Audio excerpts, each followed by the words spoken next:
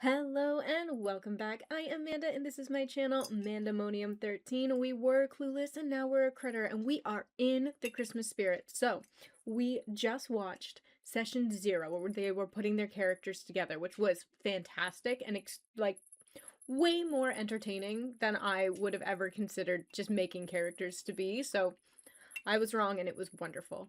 But now we're in for the live play. So we're going to watch their live production of the Critmas Story, and I am super excited because they found out their ancestries, but they didn't share them, and I need to know. We are not going to wear the horns for the entire one because this is a 4-hour campaign and these are a little tight, but I thought I'd keep them on for the intro. Additionally, please remember to like, share, subscribe, comment, all that YouTube-y stuff. It really does help out the channel and it really helps out the videos. And I just love chatting with you all. So that's my spiel. We'll move past it and let's jump in. We're in it! I'm so excited. I have to fix my chair. Oh my god, it's Sam. Hi, hello.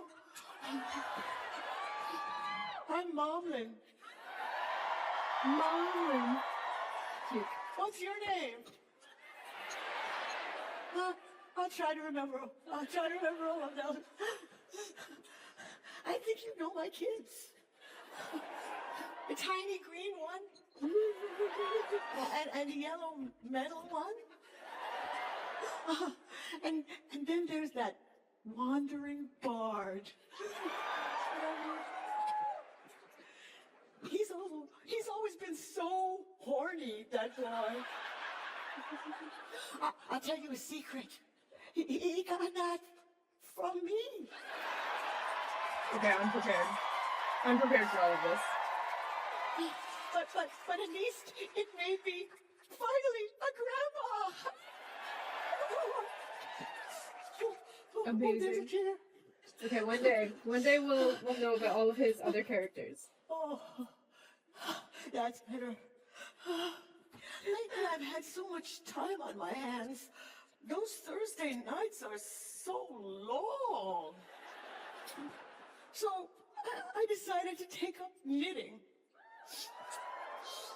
Yeah, I'm making something special for my boy Breas.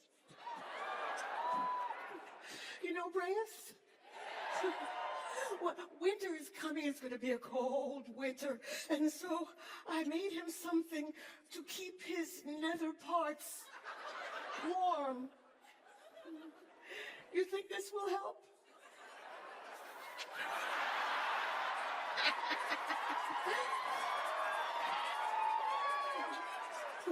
Terrible. He didn't inherit that from me. Wow. Oh. Look at the shiny shoes.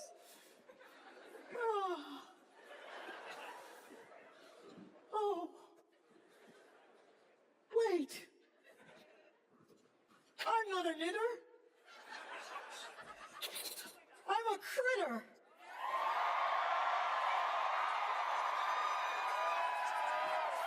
Oh my god, adorable! Adorable!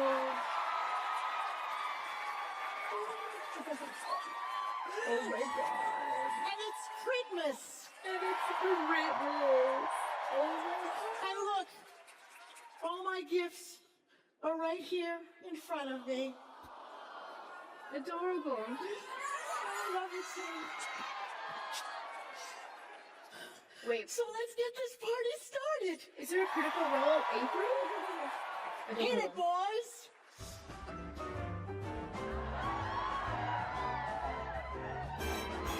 my god, this is fantastic.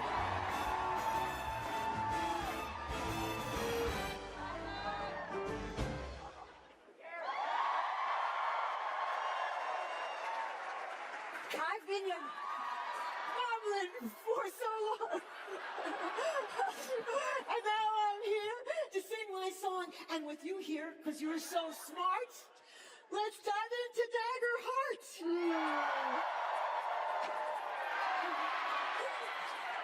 We'll roll for some hope and fear and share in the Christmas cheer It's gonna be Critmas. because Critical Role is here. Yay! That's fantastic. Good job. Now let's welcome them to the cast. Are you ready? Mm-hmm. I think the first one coming is Travis Willingham. Oh my god, they're wearing their outfits.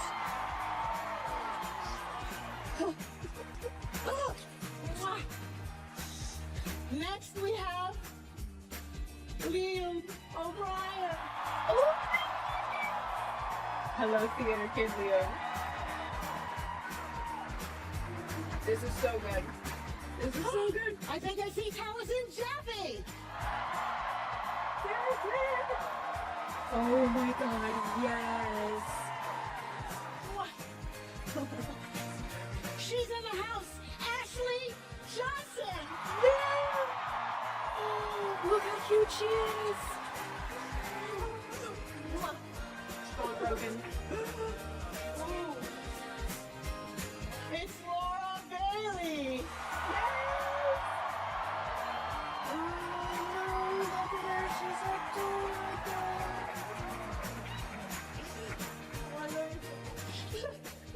Marissa Ray's here. Oh, with her skateboard. Oh my god, can she do it? Wait. Oh. I blew it. I blew it. No, I didn't. Okay, good. And the center of our universe, it's Matthew Mercer.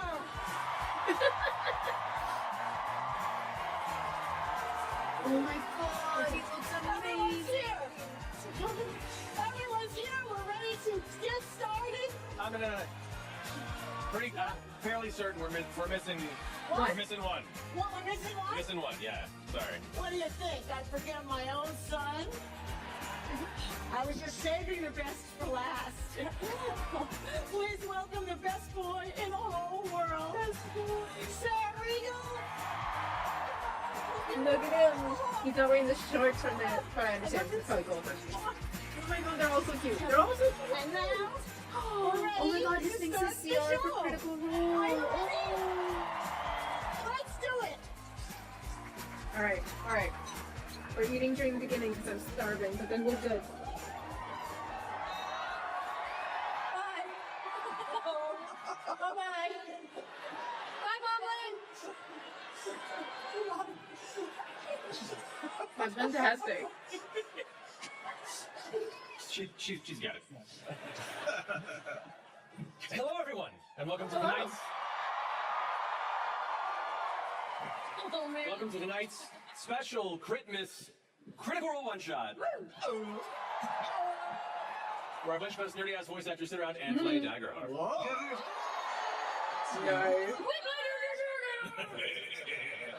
Thank you all so much for joining us. This is so much fun. It's, as you probably heard when my mic was on backstage, it's going to be pretty weird. We got some wonderful suggestions from our VIP crew that have radically made it weirder. I'm excited to try and Oh my incorporate God. some of that.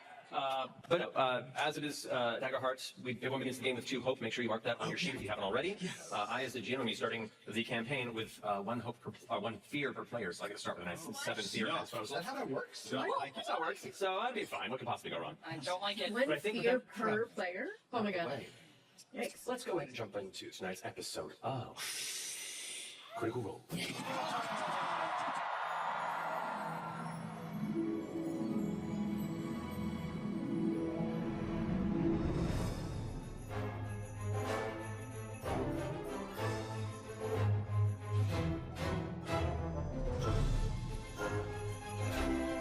This is spectacular.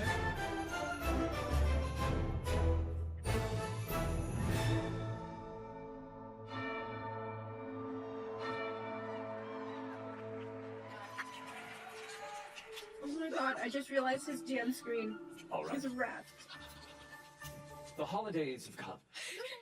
A time of reflection on the year past and hope for the year to come forward. A time that gathers friends and family, a reminder of the communities we cherish and during the latter half of the 1980s within the sleepy Midwest town of Springvale Springs. The holidays have also meant chaotic shopping, slushy road conditions, and small-town drama. But this night, the eve before Christmas itself, a gentle snowfall blankets the river-wound little town as the afternoon sun glows gently behind the darkened clouds. This afternoon before the eve of Christmas carries a unique tension, alongside the joyful excitement and anticipation as neighbors play pleasantries while silently judging each other's decorations. Businesses prepare to close for the evening while parents dash around for last-minute presents, and then the hush begins to fall. Across the water tower, the playground, the arcade, the mall, Christmas Eve is nearly here. But it is here, in this suburban cul-de-sac, within a modestly decorated home, this very, very nice abode that belongs to Mayor Cameron Blake and his newly wedded bride, Iris Ginsburg Blake. A central abode which is a beacon of hope for Springvale Springs. And it is here that they've invited a small gathering of friends to this, as soft incandescent light-colored strings reflect across the snow. The first group begins to arrive to the door. But here within the house itself, gentle music plays, the rooms of antique furniture that is rarely ever used or sat upon, all arranged perfectly to present an air of affluence and importance. After all, it is the mayor. We have Bethany walking in to check in on her father. Laura, if you would mind describing Bethany for me. Oh. Thank you. I think everybody knows about Bethany. She's homecoming queen, prom queen, straight A student, president of the student council. She really, obviously most popular girl. Perfectly placed hair, perfectly manicured nails. Everything is presented perfectly, just as her father once. And describe her father for me in his current. Cam Blake. He is 6'2", salt and pepper hair, $1 million smile that he doesn't tell anyone he paid for. And this holiday, he is wearing a Christmas sweater. He always has a new one for every holiday party, a tie underneath it, and his slacks with his perfectly polished shoes. As you walk in, you see him brushing what looks like some sort of a brief mess across the front of it. Oh, my goodness. Bethany, would you be a doll and get the hydrogen peroxide? It seems I've messed myself. Of course, Father. Thank you, dear. Could you please get your mother for me as well? I'd like to see her in the den. My mother's not here, Dad. Bethany, please, could you just, for one night, be civil, be respectful, be the wonderful daughter you are, and do not embarrass me. Then don't make her call her mom. Look at Iris. Yeah. As he brushes himself off, the doorbell rings and he rushes off and darts. As we come around the corner into the kitchen, we see preparing what looks like a massive turkey that was probably delivered not too long ago. The foil being pulled off on one side, the smell of it beginning to permeate throughout the kitchen. You see Iris Ginsburg Blake. If you wouldn't mind describing your mother for me. Well, it will be hard for this audience to picture her. But she is so cute. She's 5'6", she's got dark brown hair, she is cooking up a storm, and she's always the center of attention. She's a busybody, and she's always got a big smile and telling a joke. And right next to her is me. You are now walking into the kitchen as she kind of looks over her shoulder. Ralph, if you'd be so kind as to help me place the rest of the table. I don't know how this works. Okay. I don't know. I'm happy to, Mom. I think, I mean, I'm so used to having matzo ball soup and lighting the Hanukkah, but I guess this is how the goys do it. I mean,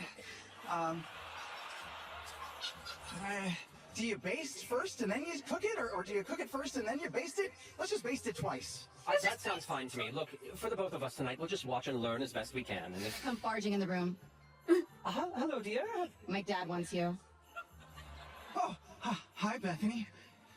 Oh my god. Wow, that's a really great outfit you got on. And did you change your hair? It looks so... Shut up, chode.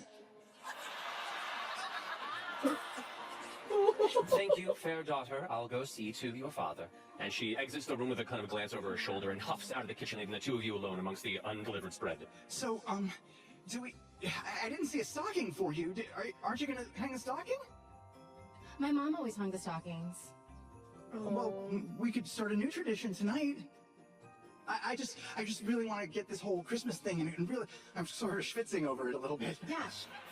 Maybe we could go into our parents' room and get some of your mom's skanky underwear and hang it from the fireplace instead. I just think that they're really in love, and I think we should support that. And you know, they're a family, and I guess we are too, although not blood related. So you know, technically, No, stop. anything could happen legally. Stop.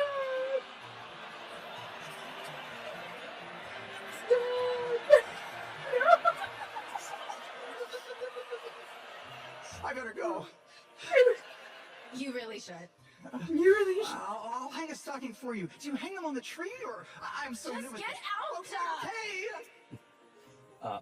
As you dart out, Oh you my see God. in kind of the central foyer of the household, your mother Iris and your new father, Mayor Cameron Blake. She's been like washing off the front of his shirt. They're both like locked into full deep kiss. As the doorbell rings again, and they both kind of jostle awake. She kind of brushes his shoulder and then darts off. mean, as he good for turns. Ralph, would you be so kind as to greet our first guests for the evening? Sure, Mr. Blake. I mean, Dad. There it is. It won't take long, son. Happy to. Welcome to the Blake home. The Ginsburg, the Bader Ginsburg Blake home. Bader Ginsburg. I'm Ralph Bader Ginsburg. Good. Blake. No relation. You're doing good. You're doing good. Here, now, ready? On three. Okay. 1, 2, 3. As they open the door there are 2 kids there awaiting first as their parents are still getting their materials out of the car. Let's go ahead and start over here. Tristan, if you wouldn't mind describing yourself. Yeah, I'm Tristan Beasley. I'm one of the older kids at school. I'm the same age as Bethany. Got a big head of curly hair. He's cute. He doesn't really realize or understand it, and he's very confident, and you're never really sure why. He's tall, he's gangly, he has a way too long scarf on and a big smile, and he's got his arm around his kid sister's massive puffy jacket. Hey, happy holidays! Sorry, the doorbell's not broken, is it? We knocked for a bit too? Yes, For like 3 minutes. For like 3 minutes. we were just trying to get to the household. Not to worry. I mean, we are a little early. That's fine. Yeah, Gwenny was it? Yes, Gwenny. Gwenny, thank you. Guinevere. Guinevere Beasley. Guinevere. You can What? call me Gwenny. Sorry, I'll let you talk. Of course, no worries. I'm doing great. Come on inside, and I'll go ahead and greet your parents as they come around. Gwenny, if you mind describing yourself. Yes, Gwenny is 13 3/4. And she's got pigtails. She's a kid sister of Tristan. She's got a headgear. Been there, And been. you know, she's figuring it out. Love it. It's like, spit all over myself here. I have that effect on people. Yeah, you did. Well, welcome to our home. Hey, Ralph. Hey, Ralph. Hey, I've got a cool icebreaker. How about a joke? Love jokes. What's Madonna's favorite sauce? Hollandaise. Laughter comes barreling into the door God. as you watch both of the Blake parents stepping through with the Beasleys. There you see Walton Beasley, the father of these 2 teenagers, step through himself as kind of like coif puff blonde hair with like a wave to it. He himself has a scarf that almost matched that of his son's. He's got a little bit of an artistic goatee and he's like nice kind of European leather gloves about him, and he has that like, my God, this place looks amazing, doesn't it? I'm just so glad you invited us over, Mayor. We've for a long time just dallied around in social circles, so it really is an honor, isn't it? And he turns over to his wife Phaedra, who has this like long dark red hair that is so many curls, almost flows like a fairy as she walks in, and she's like, indeed, it's so nice to be amongst culture. Oh my God. What? Are those panties on the fireplace? Bethany. Those are my mom. He watches Iris, goes and goes, that's probably a mistake, and she darts off, and he watches my God. Walton leans over onto the mirror and goes, you dog. I guess it's going to be a good Christmas Eve. Swingers, Oh, yes, of course. You're so Okay, winners. Oh my God, I was not They prepared. step on into the rest of the chamber as the door closes behind. Out on the driveway, we do catch one, what looks like a bicycle that is riding up along the side. Who do we see riding that bicycle over here? Oh, that makes sense. That makes sense. So, I'm Dylan. You kind of get a sense I kind of got long, shaggy hair, definitely like an army surplus jacket that may have never been washed. It's Yeah. hard to tell. Jeans that are ripped up and are hanging on. It's cool. And kind of has an air of like just no matter where he goes, somehow it's loitering all the time. And he's biking up, and he's got like a small gift bag with him as he's biking up, and kind of just lets the bike drop and keeps walking. Hey, Mr. Blake, Mayor, can I call you Cam? As you're shouting as the door slams, and you're just kind of not even paying attention. You're still kind of out in the driveway. Was that I Dylan? think it was. Yeah. Was he even invited? I mean, I think he knows about it. I'm gonna peek I out the window. probably invited him, I think. You invited him? Well, I invited a couple people. I know this is not my house. It's the holidays. You know what? That is in keeping in the spirit of of Mazel Tov and of It's the spirit of Mazel Tov. yeah, it's just spreading the joy of the season, and we should let him in. Thanks, Ralph. I open the door. Bethany, hi. Merry Christmas for you. Merry Christmas for me. Yeah. You know, I look inside. What is it? it's a series of books that are tied up with a ribbon with a little just like little comic books maybe. Yeah, I thought so. What'd you get? Dylan, you shouldn't have. I had to literally punch text. Nothing. It's beer. Go away. Lots of beer. I'm gonna run to my room. She's so mysterious. She's so mysterious. It's great to see you all. Hi, Gwen. Thank you. Oh, hey, how are you? Oh, are you kidding? Look at this place. It's great. I'm gonna like walk over, sit down, put my feet up. It's done. Whatever. Take a seat, relax. Do you want anything to drink? Oh, Wait, It's not your you're supposed house. to do that. We'll do it, Ralph. Dylan, man, did you bring presents for everybody or? Oh, I didn't know who was gonna be here, so I just decided no. No. Ralph. Hey, Hey. we're cool, right? What do you think? I mean, come on. Of course, we're cool. Yeah. Okay. Yeah, we're cool, right? Okay. Yeah. What's the matter? I feel like there's tension. And I love some tension. Why is she so cute? No, everything's fine. I'm plotzing a little bit here, and you know what? I'm gonna go get us. There's past hors d'oeuvres, so I'll be right back. Okay? Wait, Ralph. What? Do you like a little bit of alcohol? I mean, we just got here. It's okay. I mean- Sorry, I'm just getting really excited. My mom usually lets me take a couple sips of Manischewitz. I could get that for you. What's that? That's really good. You're really good. Why don't you show me? Oh, There's a heavy knock on the door suddenly. Oh, I should get that. It's my house. Hello. Welcome to the Blake residence. I'm Ralph. Hi. Riley, if you wouldn't mind describing yourself. You see a disheveled teen girl, maybe 16, just turned 16. She's a little sweaty because she just grinded a sick curb on her skateboard. And did not dress up for this at all, and kind of just has this air about her at any given time that she doesn't want to be here or talking to you. I love it.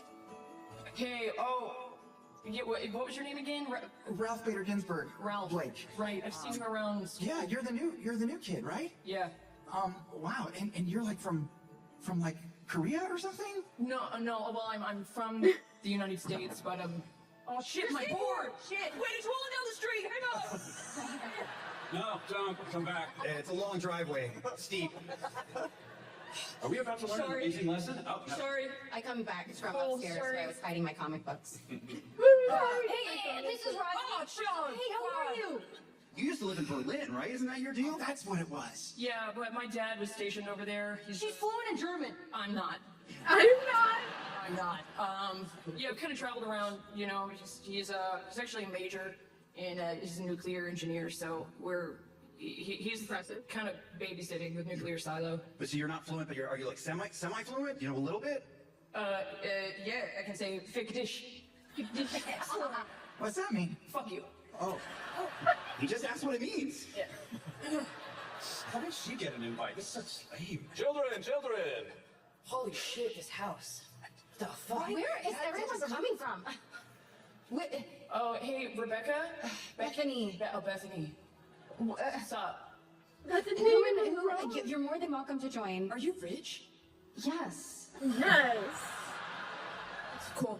How did you hear about the party? Oh, Lynn invited me. Gwen.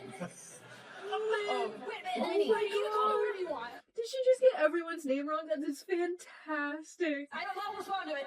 Okay. I told her, because she's new to town, and I just figured, you know, in the spirit of the holidays, we should all just be nice to each other. yeah. We're all mishpucha here. That's what I said. is that German? No. Sort of. That's a touchy subject.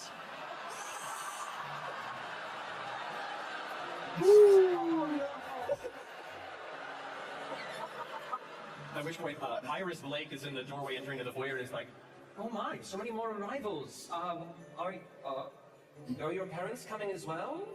No, my dad, Major Hole, sorry, he's working the night shift at the silo. Walton Beasley walks in. He's like, really, more the merrier. Why are you so weird? He's gross.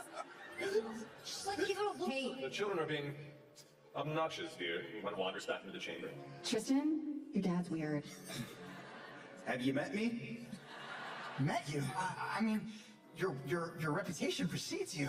I saw you in a non-skating, non-musical version of Starlight Express, and you were fantastic. Oh, you've been to Brundlebrush's Playhouse? I have, yeah.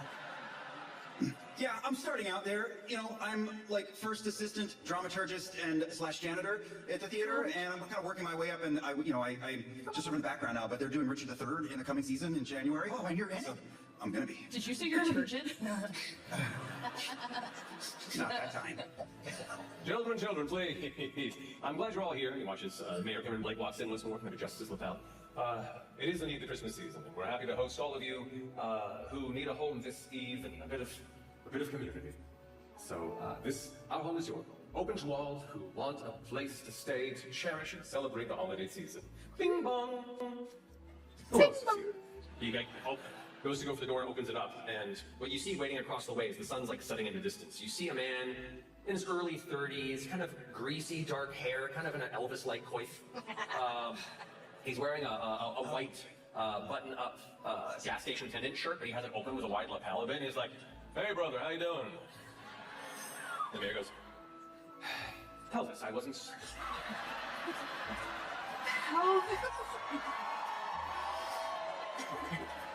I wasn't where you were invited into our abode. Pelvis, which the Blake children probably know, is the estranged younger brother of the mayor who hasn't really shown up much around the household, but seems to be kind of cool with little weirds. He's carrying a large cardboard box that kind of set on the side. He lifts up and kind of things rattling around inside. He goes, "Well, you know, just like I got nowhere else to go around here in town since it's the holiday season. Figured I'd go ahead and bring a few gifts. You got some keepsakes, got some presents for some of the kids, and I actually got some old family heirlooms here to pass on to them. So, I don't know, I think it'd be a good idea to get the family around." He looks past him towards the kids, like nodding for approval. Yeah, can I take your box for you? Oh yeah, by all means. Uncle Pelvis, thanks. Hey, Elvis, wow. What's up, Billy? Hey, good to see you too. Oh, I didn't realize it was a thing. Hey, Pelvis. Hi, Gwenny. All right. Looks like we got a good gathering here. I'm gonna go ahead and get a beer. And Cameron, there are no beers here, unfortunately. This is a sober family affair. What? What? What? Could you mention that? I didn't know. Riley kind of leans into to Winnie. Is his name Pelvis or Elvis? Or was it Elvis and people just call him Pelvis? Or is he Pelvis and he's trying to make Elvis happen? See, we don't know. Okay. We don't know.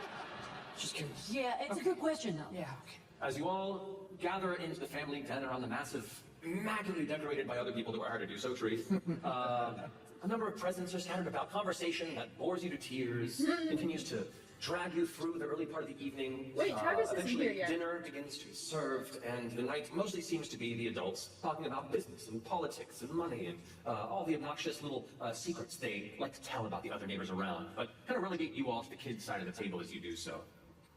I lean forward to Dylan. There actually is alcohol in the basement. In the basement? Yeah. Can we get there without being seen? I know how to get down there without being seen. Sorry, I can read lips. How do you know that? I have been here so many times, like two. Everywhere. Invited? Were you invited? Were you invited? As some of the smaller gifts are kind of presented after dinner, and eventually Pelvis kind of pulls out the remains of the box. He goes, "Now, I don't mean to take over here for a second, but while y'all been doing your family thing, I've been looking into our family history a little bit, and I found out that, I don't know if y'all remember, we had a sweet little grandmother on the Blake side of the family, old Miss Sigrid, a few generations back. Left a bunch of things that were just kind of floating." I'm gonna pause it really quickly. Is this like Krampus? They have like some ornament from an older generation person and they're going to summon Krampus and everything's going to go haywire and they're stuck in a Christmas globe. In what's that probably called? Repro or something. But Oh, reprobate? reprobate, that's the one. Yeah. Well, I figured it'd be a good thing for y'all to have. I got a few things myself that seem to have a little history to the family. And she kind of pulls out like an old tattered mug and like what looks like a fake pearl necklace that looks nice, but you know, it also looks a bit tarnished. Sets it down. The one thing he kind of pulls out that looks really cool is, Now this it looks like a jewelry box, but I can't get it open for the life of me. and he pulls out this rather large, strange-looking wooden box, about 1 foot by 1 foot, that is intricately carved. You can see where the 4 feet of it sit. They seem to curl up his hands that clutch the edge of each corner of the box. Amongst them along the side, it's like these like swirls that form like holly leaves and berries, and like beautiful bits of vine that seem to creep This is up an just carved into the wood ominous itself. There's other details in there, but even at a glance, you can't quite make out the specifics of it. And it all seems to reach up to the handle at the top of the box. And there's a massive, it's like a tarnished iron lock that sits over the front with an open keyhole on it. That is so cool. Ancient artifact. Can I It's like touch it? Pandora's box By all of means, I've been Christmas. planning for a while. Pandora's box. Does it shake? Does it rattle? Is there a keyhole or a contraption? He There just is said a there was a keyhole in key. it. However, it doesn't rattle when you shake it, but it is far heavier in your grasp than you expected it to be. You know what? Go ahead and roll a Oh, no. instinct roll for me.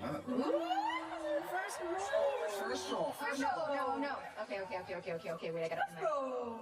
There's only 2 dice. I know, I'm choosing only two the dice. right ones, okay?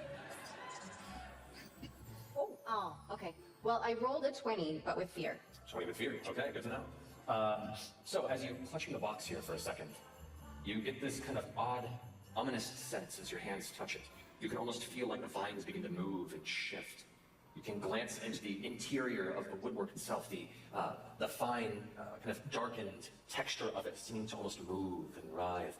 This warm, fuzzy feeling seems to fill you inside. It's almost joyful, like the onset of a sneeze that never goes away. Looking upon not it, the joyful. hands themselves seem to almost clutch harder on the edges, and you swear you can almost hear faint music in the back of your mind, sourcelessly. And then as you release it, you're back at the table for a second. You kind of set the box down. That was odd. It was odd. Are you okay? Yeah, this box is just weird. Well, you were Just just shaking shaking for a second. Yeah, is there fumes on it? Mark a stress for me. Oh, come on. You look stressed. A lot of the varnish from back then was like really toxic. Yeah, don't lick that. Is that leaded? Oh, how old is this box? I don't know, I tried to get it appraised. Say it's probably a few hundred years. Say it's of a German make. German. This is where all my second was from. It's our family background. You see Cameron be like, indeed. In the comments, unrelated, tell me your favorite Christmas movies, especially if they're kind of weird. My go-tos are Gremlins and Krampus, because I'm a weirdo. Here in the U.S. Hearing this, can Riley kind of look over and kind of poke at it, and can I use my ability? I spent time overseas to check it out. My experience. Sure. Go ahead and roll a knowledge roll, and then add that bonus to it. You spend a hope to do so. Okay, that's gonna be a 12 with fear. Oh no! I'll Yikes. go ahead and take a fear for that. So you, as you stare into this box, there are definitely like deeply set, it looks like letters, but they're not language that you understand necessarily. They're like older runic carvings, things that are reminiscent of like Northern European make, or even like old Germanic maybe. But it definitely seems to have a holiday theme to it, and elements. You can see where like the holly and the vines, just old. It's definitely old. But you yourself, even staring into it too deeply, feel like the sweat beginning to flow on your brow, and you take stress as well. As this is happening, the rest of you kind of find yourselves kind of leaning in towards the box before Iris, who's halfway into opening a present and no one's paying attention, goes, "Honey, they're not looking." Right. And Cameron goes, "Everyone, I think that's enough distraction now from my brother. We'll take care of these things later." He picks up the box and takes some things, puts it in the bag. We'll finish up dinner here and go on with the rest of the evening. You kids can have fun. Your room upstairs. But I wanna look at The all the adults will things. have our own time in the parlor. And he goes and begins to take the box. Having a bunch of things in the box also reminds me of Cabin in the Woods when they go into the basement, and depending on which artifact they are drawn to, that's the monster that comes to try and get them. Anyway, Box down in the basement. I'm hearing downstairs as Iris opens her present and goes, "Oh my god, it's a surprise!" oh That's Iris. expensive. We shift on to later in the evening now, as the parents are laughing off into the den, and the rest of you have kind of been relegated off into the children's side of the party. It's long past the sunset, the night stars are out. Dylan, What? I brought my slingshot. Do you want to go shoot some squirrels outside? Yeah, no, this... I feel like this sucks, and I want to fix this. It is not time to be distracted. Squirrels are great. I came for beer. I am so disappointed. I thought your family was rich enough to have beer. We do. We have a whole refrigerator of beer down in the basement. Come on. Why is I it a need to go dry down. event and then they also have beer in the basement? The door to the basement's locked. Well, try to. You don't have a key? Yes, of course I have a key. No. Where does the key? Can I look around the kitchen for the key? Sure, if you want to. Go ahead and make an instinct roll for it. Another one. Try it. Glance around for it. Maybe. I mean, you can look, but this is what we have Dylan for. Wait, I was gonna... Is there a phone in the kitchen? Oh, there is indeed. It's a phone. It's affixed to the wall I'm there. gonna walk right by you while you do this. I rolled a 9 with hope. Okay, well, you gain a hope. However, you are kind of staring around and like moving the drawers and pushing through. There is just all manner of strange objects, devices. Oh, I forgot to tell you, my mom rearranged the drawers in here. She thought that the system was more organized than your mom had Did it. you see where your mom put the key to the basement? No, I didn't. I didn't see, but I do think that this system is a little bit better. Why are you looking at me like that? That's a look of murder. Dylan. That sounds This like a party is more murder. delinquency. Hold on. And I'm calling for some beer. You're calling for beer? Wait, we have a whole fridge. Can I try to I'm make waiting. I'm letting the phone ring. I'm calling the guy I have. So eventually the line picks up. Hey Tanner, where are you and what do you look like as you answer your phone? Yes, Kevin! Tanner! What a jockey name. This is Tanner, Hey, Tanner. standing inside of a phone booth in my family-owned dump. This is Tanner, speak. Hey, trash boy. Party at the Blake's house. It's minimum 2 6-packs. Are you in? Hey, Big D. First of all, it's not trash boy, it's just trash. It's just trash. Second of all, 2 6-packs, that's gonna run you a fat 20 note. I need a Jefferson. Can you wait till New Year? New Year? Yeah, I'm a little short right now. Yeah, all right. But the vig is steep, I'm just gonna tell you right now. 2 6-packs, I'll be there in 2 shakes of a lamb's tail. What's wrong with that kid? So Did my you God, invite nothing. He's Tanner perfect. trash to the house? No, I invited beer and it comes with a side of Tanner. With a side of Tanner. it doesn't take too long for eventually a soft knock at the window of the kitchen. Of the window. And what do they see standing outside the window, Tanner? Yes, tell us. They see a big fog spot on the window, and then a dick being drawn in. And a bunch of spiky pubes, and some spurt. Wow, what do I And then share? I I'm see so happy. Ginsburg inside, I'm like, hey, Ginsburg, open the door. Oh, look, he drew a picture of your Uncle Groin. I quickly go over and open the door. Tanner, what are you doing here? What do you mean? I'm on a delivery. Do you have my money or not, Ginsburg? Me? I don't. You're. Hey, Tanner. Oh, hey, What's Tiffany. up? Tiffany. It's Bethany. Yeah, Bethany, yeah, how's it going? Where's Dylan? He's here. Dylan. Oh, what? Oh my God, you got it. Oh, I owe you so big. It has been so lame. Thank you. Oh, hey, Tanner. What's up, Turd? Did you come over for the holiday celebration? For the what? For the what? We're all hanging Stop out. it, baby. Tanner, are you coming in or? Oh, what's up, Hamlet? Wait, did you bring anything? Yeah, I brought 2 6-packs. How many of you guys are there? You should crawl through the window. We split off in the I adults. We're getting out of usually here. go to the back door, but there's a bunch of... Usually you come here a lot. What are you guys dating? Listen. Wait, are you? No way. Like I would ever date Tanner. Oh, so you're single? Stop. Wait. Like, do you want to come in or what? I mean, Yeah, I think you should come in. is the mayor inside? Yeah. Yeah, okay, I'll come in. It's Christmas Eve. You should probably go get the shooting. So Tanner, describe what they see as you come into the entrance. I knew it. I see Tanner Codswallop, also known as Tanner Trash, or just Trash for short. Tanner looks like he got held back about 7 times. He's varsity football, wrestling, lacrosse, basketball, baseball, and swimming. Has a little peach fuzz on his lip and probably shouldn't be in school anymore. But also there's a skunky odor emanating from his hoodie. What's Oh my God. That smell? What smell? Are you a narc? What smell? No, it just smells like, it kind of smells like a skunk. Don't worry Yeah, about it's the dump. You smell the dump. Yeah. Listen, one of those beers, by the way, is mine. It's got my name on it. Turd, why don't you grab me a brewski? I'll see your name anywhere. Just... Yes. Do you Yes. see the one with the bottle cap on it? There you go. It's about this time you notice at the edge of the doorway is Phaedra Beasley, the mother of both of you, kind of in her little dress, arms crossed, looking upon this display. I immediately dive in front of Gwenny and fill the frame of the door so that Mom can't see. Hey, Mom! Hi, children. Looks like you're having a little party here. We're just hanging out. Hi, Mrs. Beasley. Yeah, we're figuring out electives for next year at school. You're not doing anything unsavory, are you? No, of course not. No, Miss Beasley, you can trust us, okay? Miss Beasley, you look fantastic tonight, and I have a joke that you might like. I'm gonna use my experience called Class Clown to try to distract her with a joke. Okay. I'm gonna say to her, what's Mr. T's favorite month? April, fools. Definitely roll a presence roll. Okay, that is with my bonus. That is a 21 With hope. with fear. Okay, so mark off your hope and your experience. He's gonna I'll go ahead and take that fear. She leans in close to you and goes, I'm sorry, I don't get it here.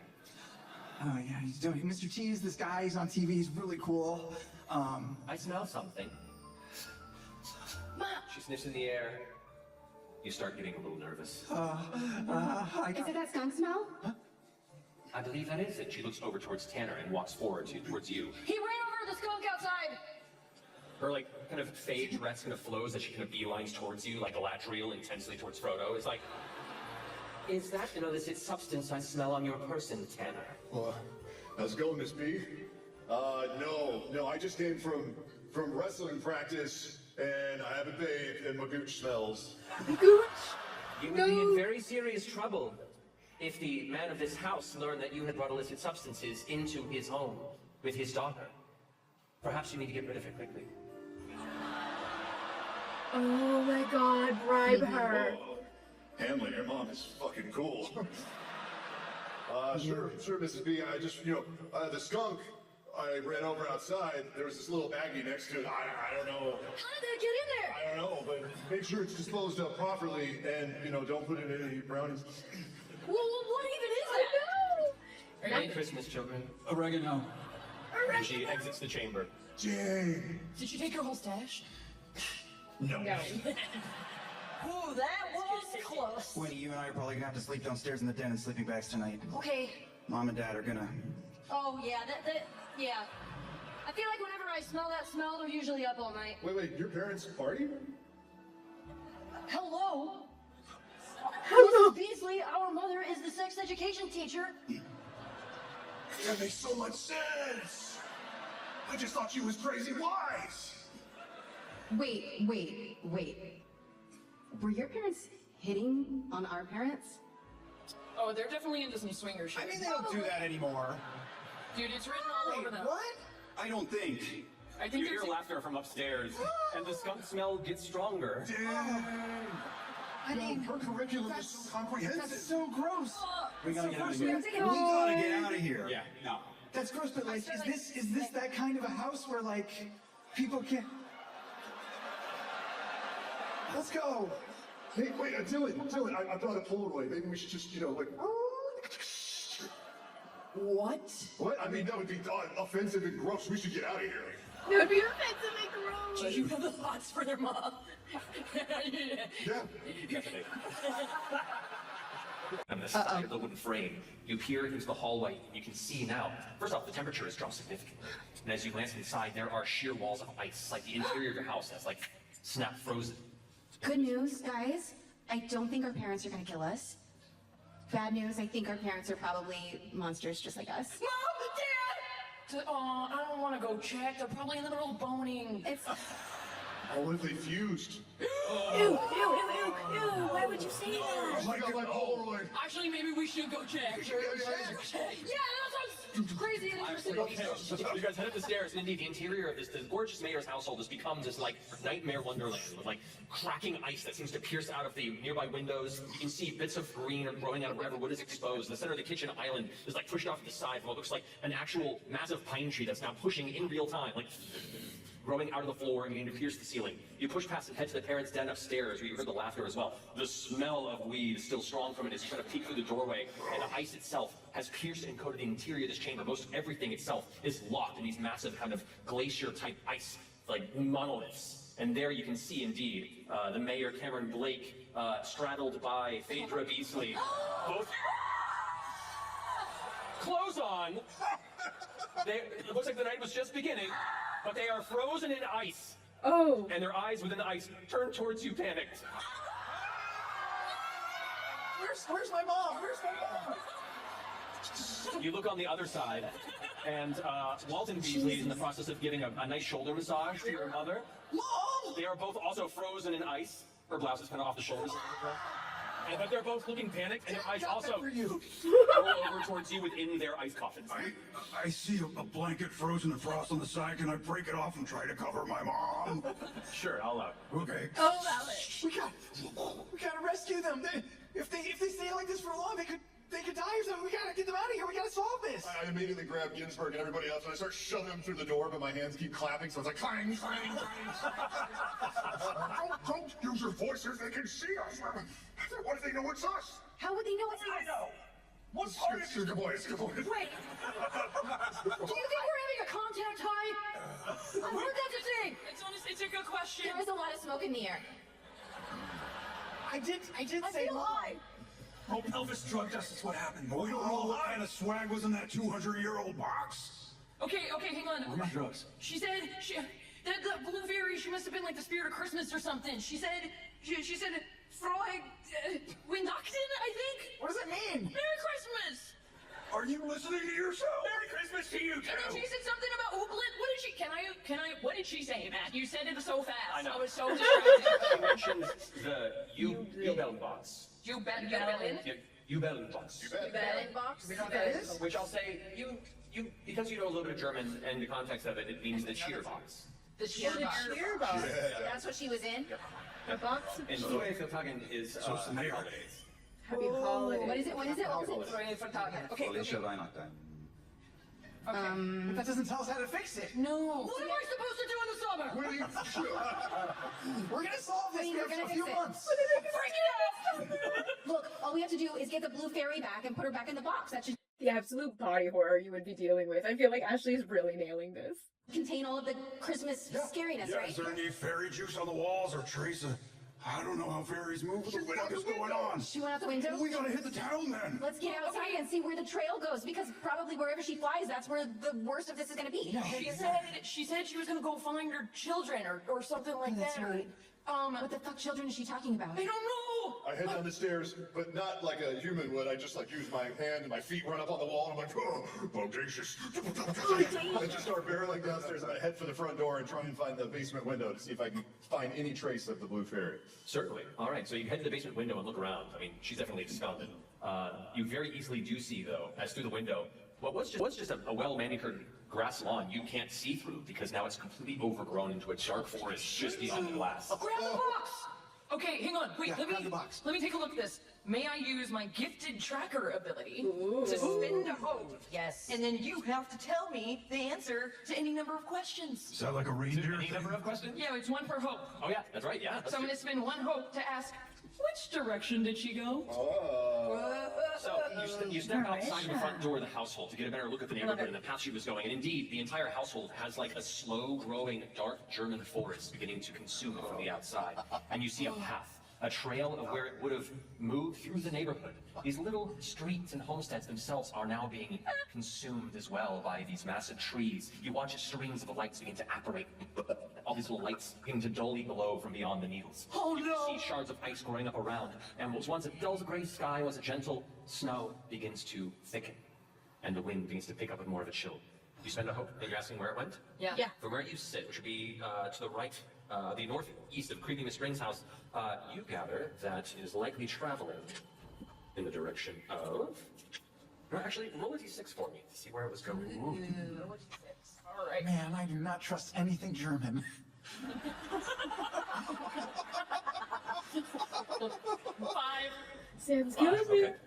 All right. It is heading pretty far north, actually. It's heading in the direction of the water tower. Okay.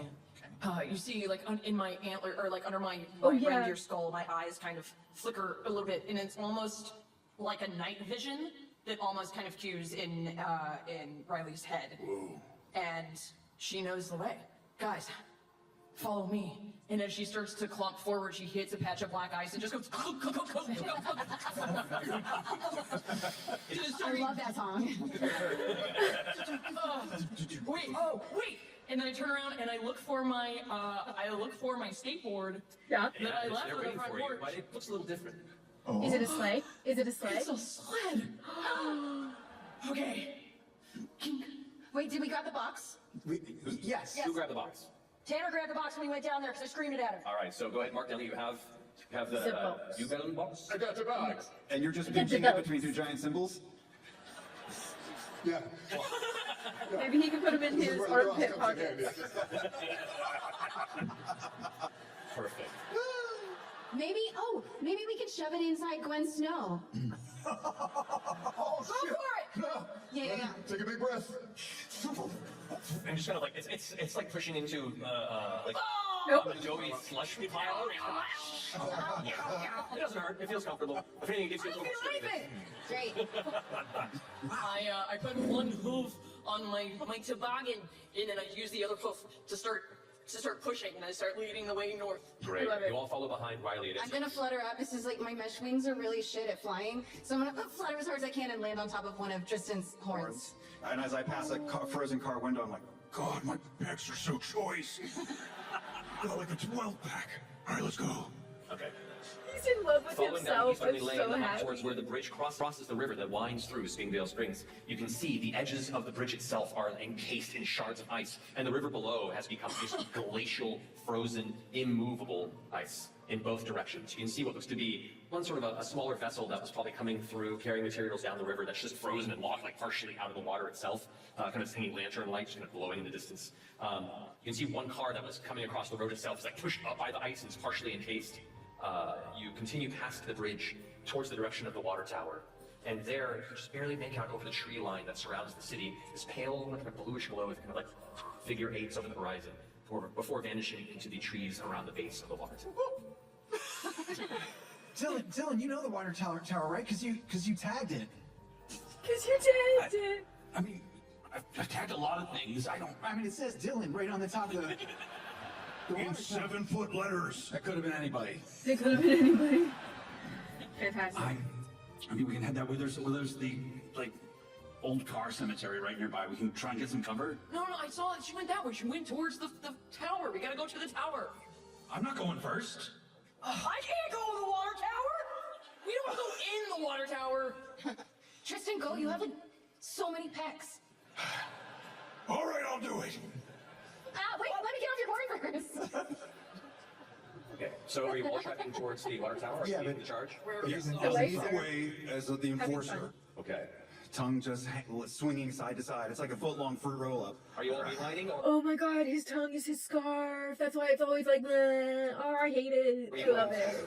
Oh, should we stealth it? What is it? What does the blue light look like it's doing? Is it flying around or is it staying there? Blue light, you saw like figure eight around like the base of the water tower and then vanishing the tree line near the base of it. You're not Yeah, we certain where gotta exactly. go. We don't want to lose it. Yeah, we gotta go. Yeah, This is not quickly. time. Fuck stealth. Okay. All right. Great. Go. As we're going, by the way, as we left the house, I grabbed a handful of candy canes from the dish, and I've just been eating them like just nonstop.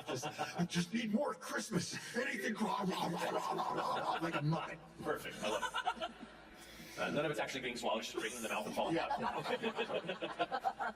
Charging across the bridge and coming to the outside of the water tower, you can see like there's a heavy tree line around it and the numerous abandoned cars that kind of are scattered around the base. The chain link fence is pushed over in places, elements other cut around it, but you can see the tree line is just now growing. You can see like these odd, almost like briar-like growths out of it. That instead of thorns, there's holly bushes kind of popping out of it, and the faint glow of like little candles and elements of odd, almost like natural Christmas light strings sort of apparating out of nothing, curling around the trees, giving it a hauntingly beautiful themed, like an amalgamation, alien interpretation of A Nightmare Christmas. And as you get closer to it, you can see like the lights themselves like slowly wrapping up the outer poles, the massive water tower itself. No current sign of the spirit, but its presence is definitely changing the landscape. How do you want to approach this? Yeah, how do you want to do this? I need direction, motivation.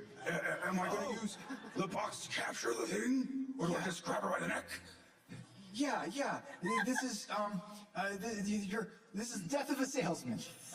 Okay.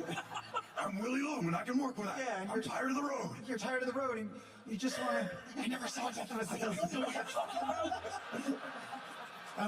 Okay, no, this is that brand new show that just came out, Les Miserables.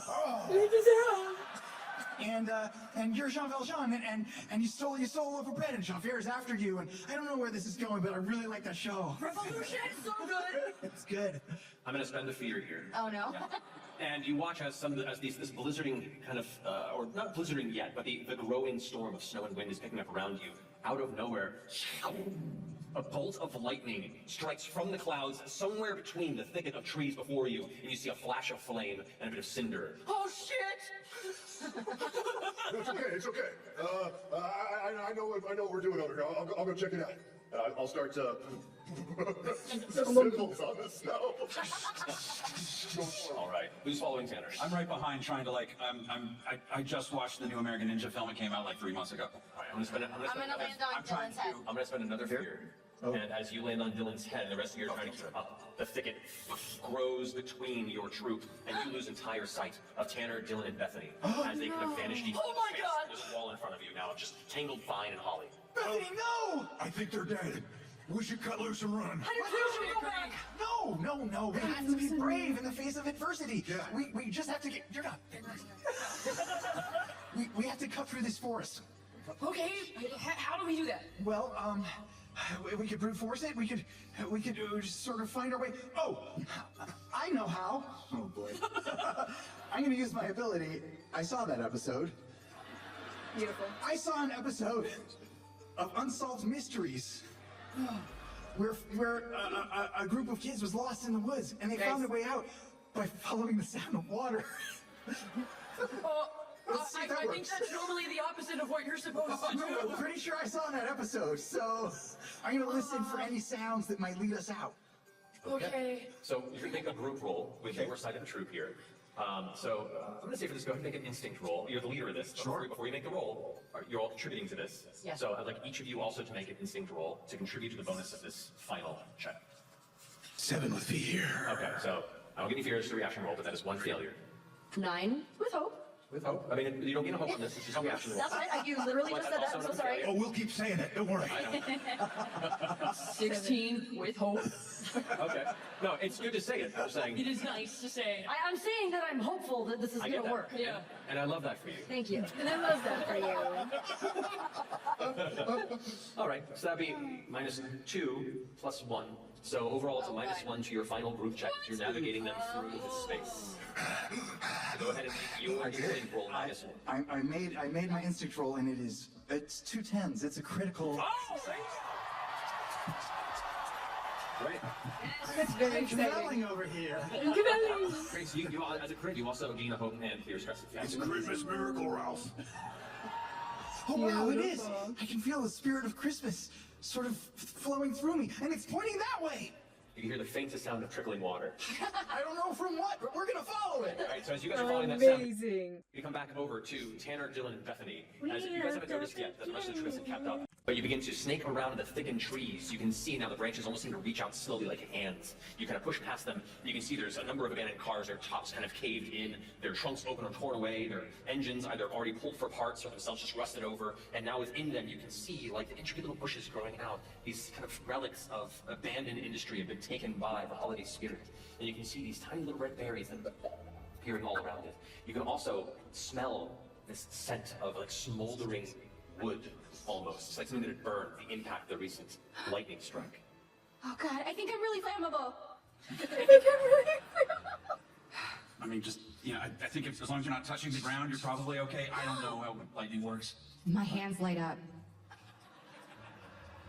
Because they're candles. Guide us. Guide us. This is Okay, fantastic. now I would like you to guide a navigation Okay. to your side of this troop now. So, Does that hurt? I can't feel anything. It's kind of warm. Weird. if I got Dylan and Tanner, both of you make instinct rolls for me. +2. That would be 15 with fear. Okay, that's not bad. That's not bad. So I do gain a fear Good job, Becky. on that one. So You know my name. Trash, okay? independently, both troops take wider routes, so separated, happy with but do himself. eventually kind of guide themselves to the central point at the base of the water tower. You begin to see where part of that thick brush begins to separate, and where the heaviest cluster of abandoned cars sits on the right-hand side, or will be the eastern side of the water tower. The heavy, tall chain link fences wrapped in razor wire at the top are partially bent in as part of the growth is kind of punctured through and overtaken. And there in the middle, you can see where the lightning is struck. There is this kind of glowing, almost like a runic circle in the middle, and the spirit sits there with its hands up, and it's just muttering to itself a vast smile that gives off a bright, wonderful, warming glow. And you see from within this kind of crater a bit of like a torch of flame, and you watch as a figure kind of emerges from this hole. You see a humanoid, a little bit bigger than Tanner's human size, a little smaller than what you are now. Its body covered in what looks like clothing, old clothing, but it's kind of tattered and dirty. Its arms, bundles of sticks. It looks like some sort of massive scarecrow that seems to almost grow as it steps out of the center of this. But where its scarecrow head would be, it is currently split in two. And where it was split, you can see the embers burning of where the lightning struck and divided it. And on the inside, both sides kind of seem to move like two parts of a mouth, kind of shifting on its own. And it kind of emerges from within and spins over towards the spirit. The spirit says, "Welcome." And begins to fly off into the No, sky. no. That means welcome. Thank you. All right, do you want to do anything before it tries to take off? I shoot her with my the slingshot. Go for Yes. it. Go ahead and take a shot. Oh, bad. What the heck? 11 with hope. 11 with hope. Unfortunately, it does not hit. But you do get a hope for the roll. As you fire, it just goes wide and kind of vanishes into the night. But the spirit turns around, takes notice of you all, goes, "You've come as well. Please walk with Hans. Hans, embrace the children." The scarecrow turns around, flames, split head, Keep him away from me. No, thank you, hun. and it begins to kind of head towards you, lumbering. It's going to take one heavy swing over towards you, Riley. It's now, like, it looks smaller distance now. It's about 10 feet tall in the shoulder. Its splintered head, the closer you get, it looks like what you expect to be burning cinders. You almost see teeth writhing on the inside of its split head as it goes rushing towards you. It's going to go ahead and attempt to take a burning maw attack against you. I'm going to spend fear to do that. That's going to be a 12. What's your evasion? Miss. Yes. My evasion. So, question. My evasion is 15, but I get +1 against the creature that I've been tracking. Would this count? No, because you're tracking the spirit. Okay. But still, that still is a miss. Oof, it goes wide from there, pulls back, and then burning. No, it's not relentless. So that's the end of my go there. Oh, it's hot. It's hot. Can I rush forward to try and get it off her? Yes, you can. Tristan had this satchel on the side with all his plays and notes in it, but it's a big, huge sack now, and he pulls out a massive swatch of birch branches that form a switch, and I try to beat its ass. Go for it. As I launch at it. You've been naughty! I critted. Yeah! For a 25. Alright, so you gain a hope and clear stress. That's a nice opening. Go ahead and roll damage on me. Now, also as a Krampus, when you succeed on attack against a target within melee range, you can mark a stress to kick yourself off and dealing an extra 2d6 damage. Let's go. Roll an extra 2d6. So the switch is 2d8? Okay. For a total of 33 points of damage, so I run in and slap its scarecrow ass with the switch and spin it around and then just start kicking up its body. And I leap up into the air and crash down in front of my little sister. What the fuck do I do now?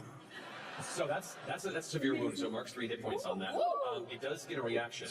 Vengeful Spirit. As Hans trap, this strange entity, you come down and slam it in its face. Before you kick off its body, it reaches up, and its extended claws, its wooden claws, seem to rake out and grab your body for a second. Before you can kick entirely off of it, it pulls you in, and the fire burns in your face. The cinders seem to intensify, and you swear you can see where the twigs begin to withdraw, and writhing flesh and teeth begin to take over from the inside of its split head and throat. As it tries to pull you in, you kick off in time, but the flames still burn you for It's okay, you'll use it for sense memory work. 14 points of physical damage. Ooh, 14 points? Does this enemy remind you of the mascot of our rivals, the Waterfall Falls Fighting Von Traps? Yeah, but because I was.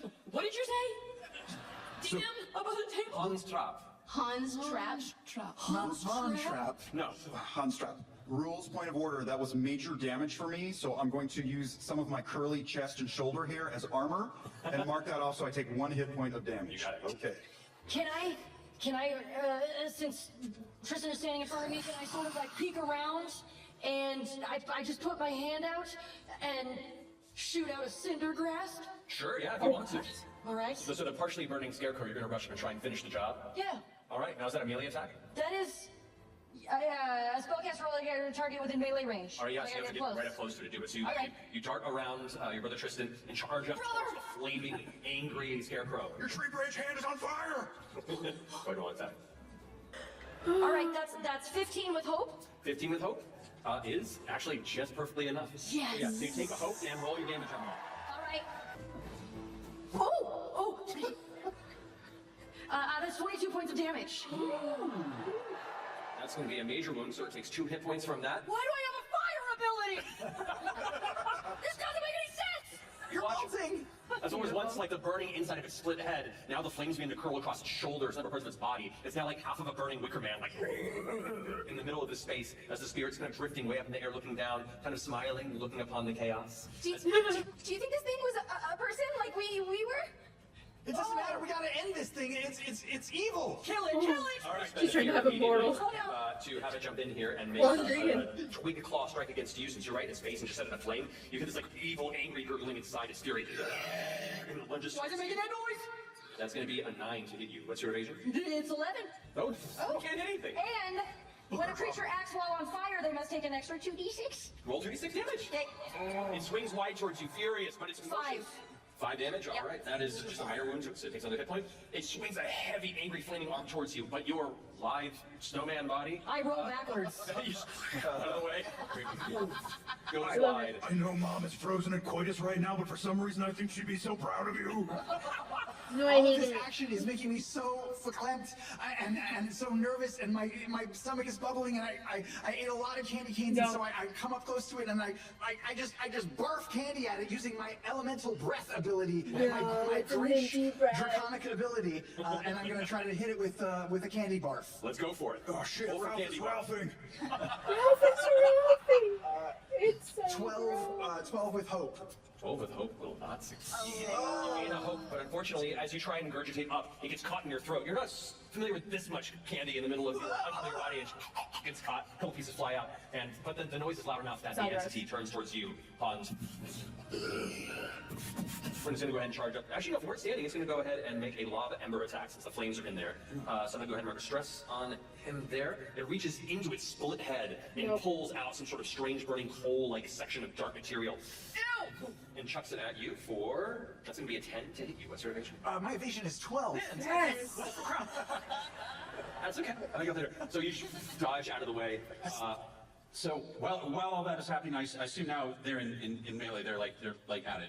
So they're not the one who's in melee currently. Would be Gwen. Okay, well that works. I'm gonna get close to this thing, and I normally have like a weight in my wallet that I use to just like just in case you gotta run and smack someone in the head real hard. Yeah. And I go for it, and my wallet is gone. It's just this like weird ice ball weight, and I just start giving it a swing, and I give it a lob. I don't know why, and the blade of ice just fires off of it. Hell yeah. All right, so go ahead and roll an attack. All right. 17 with hope. Whoa. That gain a hope, and that indeed hits. Go ahead and roll damage. All right. That's whoa. Okay. That's a lot of damage. That's a good ball. 8, 16. We're all Gwenny now. 26 points of damage. 26. That is a major wound. How many wounds can you Takes take? it down its final hit points. How do you want to do that?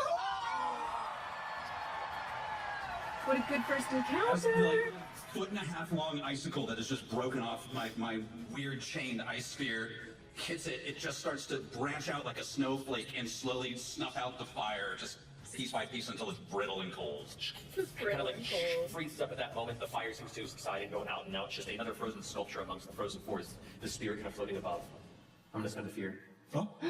The spirit of holiday cheer is going to take its turn and go, oh, Hans, but your time is not over. It's going to spend another fear on its inspire myth ability. What? And Hans' trap. What? Suddenly the flame begins to burn anew from within. No! Ice begins to melt, and it's recovered some of its hit points. Son of a bee. The spirit of Christmas is so strong. The spirit's just encouraging its brethren. Why are you doing this? Because it's the holidays. That's a good point. Riley. Go now. Back to you. Can I? Oh, sorry. No, you go. No, you. I was on top of Dylan's head when he did that final attack, so when I see it come back to life, I'm gonna just fly forward off of Dylan's head and take my 2 light hands and stab it into its face. Got it. Let's go. Let's go. Okay, well, that's a 10 with hope. Then with hope, unfortunately, does not succeed. You gain a hope, but as you try and jam towards it, you actually feel like your hands get too hot. You try and strike towards the center of its chest, and it turns and leans in, its mouth open, and the flame running inside of its inferno-like torso makes you pull away at the last minute before you ignite. I knew it! I am flammable! It's now going to go ahead and spin around and try and hit you back before you manage to escape its range there. It's going to go ahead and make a burning wall strike against you. I'm going to spend a fear for that. It's cocked. There we go. That's a 20 to hit. Oh. I think That definitely hits. Okay. It's always fun to ask just in case. The GM's out your ground. So it's going to strike you for 12 points of physical, 15 points of physical damage. Oh, Great. my tentacle got. Okay, that takes it up to major. All right. I'm going to spend an armor to reduce it or not. I'm going to. Yes. Okay, so reduces it to a minor wound. It does have an ability called momentum, which when it hits the target with a successful attack within melee, I gain a fear, so I get a fear back for that. But that finishes my go. Who would like to- I'm gonna get so mad. And I'm gonna use my vengeance ability. I'm gonna take a stress and I'm gonna force that jerk to take a hit point. Because I took a hit point. Okay. You should not make Bethany mad. When she's mad, things start to Hands start to flare up like really, really, really bright. She's having a tantrum. As you flare up, the flames in its body seem to intensely burn and not from its own self. And you kind of shove its jaws and like, and it catches itself. It looks very hurt now. Like you've singed it back and it's barely holding onto itself once more. Eat it. Chode. I haven't seen you that mad since Dad said you couldn't have Colors by Benetton perfume. I deserve Colors by Benetton. You know what I mean? Tanner, would you like to go? Yeah, I'll run up on the sides with my 2 symbols, and I'll run up one of the sides of the trees and leap and just try and bang. Hell yeah. Let's go. That is 16 with hope. 16 with hope, great. Go ahead and take that hope. That is a successful attack. Go ahead and roll damage. 12 for my symbols. That's double 6s. Follow the bee. Trash. Trash for 22 points of damage. Yes. Tanner, how do you want to do this? You gotta run out and go, and just smash on either side, and all the twigs and kindling go. All right, as it shatters and scatters across the ground. You do not get to reanimate it again. Hans probably deserves that. Rest for a moment. She kind of rolls her fingers, and you see the twigs start to slowly move. Hey, wait. What's your name? I must go see to my office. You should get back to the box. And begins to fly away. Anyone want to do anything that's flying away? Can I try to fly after her? Sure.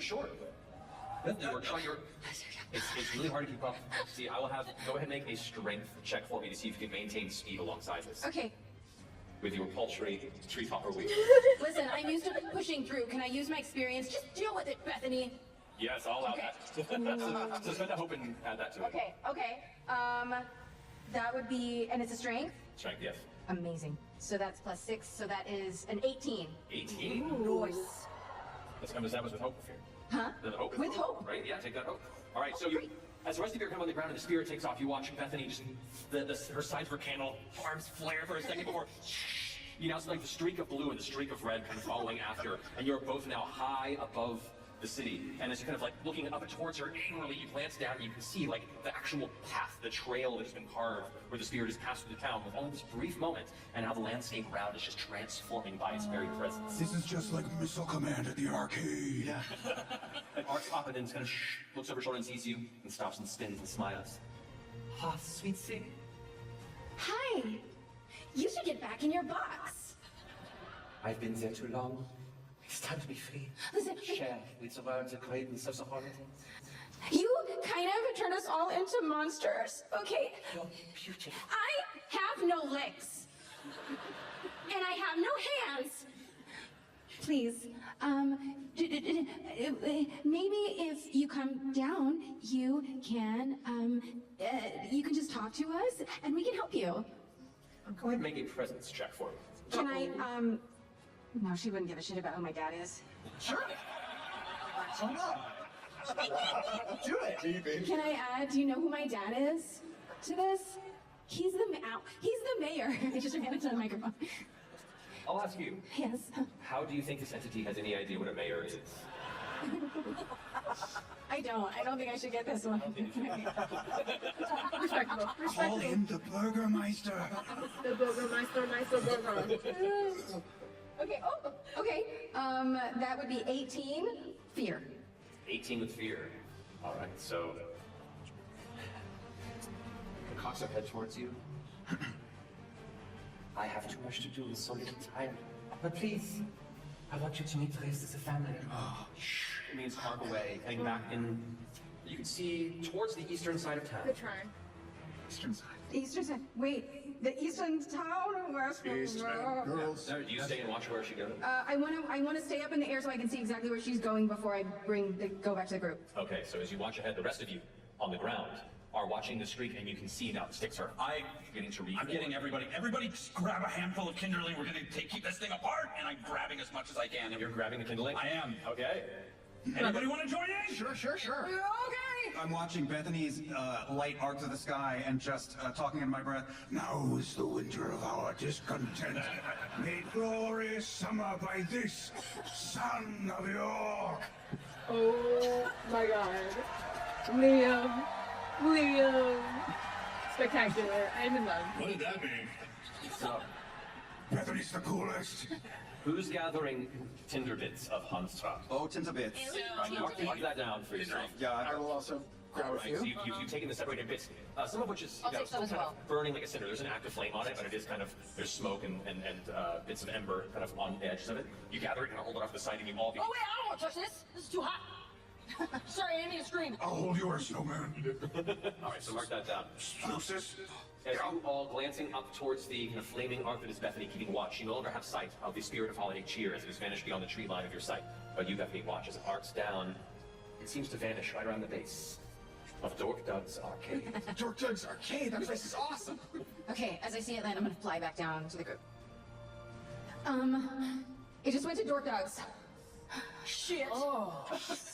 Do you think it likes Metroid or like... Rampage. Rampage for Rampage sure. for sure. I don't even want to think about what kind of monsters it can create over there. You're fired. Oh What my about the- god. You the hear a claw heavy machine? crack in the distance. In that direction, uncertain of what it may be, but something has definitely shifted louder. What was that crack in the distance? We gotta go. Like the gathered bundles of flaming sticks that still seem to pull towards each other like a perpetual magnetism as you hold them under your arms, themselves trying to reform itself in your presence, within your grasp. You all trudge out through the heavy, thick-covered wood on the outside of the now shadowed water tower against the moonlit sky, the blizzard clouds barely starting to close over to prevent any sight of the stars above. As the cold winter wind takes over, you push to the east of Springvale Springs. I call first game. And we're gonna go ahead and take a break there.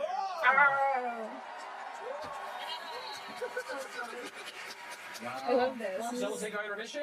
We'll see you all here in a little bit. So grab your snacks, grab whatever you need, use your bathroom, and we'll see you shortly. Happy Christmas, y'all. Happy Christmas. Oh, Oh my god, I love it. They're all in there like. We missed you. as we left off, this troop of strange, festively This transformed is teenagers fantastic. are trekking across Springvale Springs in search of the rogue spirit of holiday cheer No, the as it monkey hat. Oh, I terraforms hate and it. terrorizes their I hometown, hate it. vanishing somewhere in the direction of the arcade as you all continue to track in that direction. Is there anything you wish to prep before you head that further into the city? Oh, prep. Oh, how are you? How are you doing on? Oh, I should help too, by the way. I now have a clock up for for Hans' trap, which you have all brought his pieces with you. Oh. So I'll just put that there and keep tabs on that. So go on trap. Oh no. What? Don't worry about it. Don't worry. Hey, when he says that. We've Just got to don't figure out worry. what we're gonna do. Like, we can't just keep going after this creature. What if they just keep creating new monsters everywhere we go? What'd she say? They said, they needed to spread Christmas cheer and... To all their children, right? Stop it. What if we set like an ambush? What if we make them come to us? What if the spirit of Christmas really loves, you know, some sticky icky icky? I don't know what that means. Yeah, we could fan the flames a little bit and see if we could draw them out of the arcade. Well, you said they're at the arcade. What if we challenge them to like Miss Pac-Man or something? Somehow that's a better idea than yours. I don't know. I mean, I thought we were listen. cool, Dylan. I thought we were cool. This is an ancient spirit. It's not like they know Mrs. Pac-Man, but Weed's been around a long time. That's true. Thank you, Bethany. By the way, just to say it out loud, did you guys notice that we totally changed into monsters and have magical abilities now? Just say it out loud. It's wild. I kind of hate it, but I kind of love it at the same time. It's pretty warm. Also, your dad threw a key party on Christmas. And invited children. I mean, how creepy. I mean, This night is cursed in so many ways. We could also, what if we do like Christmas caroling? ooh. Go on. What is that gonna do? To keep spreading cheer? Well, maybe to get the spirit's attention? Do you guys know Oh Dreidel, Dreidel, Dreidel? I do. Okay, that's one. I don't know. I feel like maybe we should do some like research. I know that sounds super lame, but maybe we should go to like the library or something. This just feels so out of our depth, and I don't want to keep fighting Wicker Man. No, super lame. Do you even know where the library is? 'Cause I know I It's not don't. on the map. No, it's not on the It's map. literally not on the map. We can go to the comics. The comics store is like a library. Yes. Honestly, though, That's a That really is good true. idea. We can the go. comic book store might be a really good place. They have Technically, like, there's a library in your high school. hey, They have a full run of heavy metal.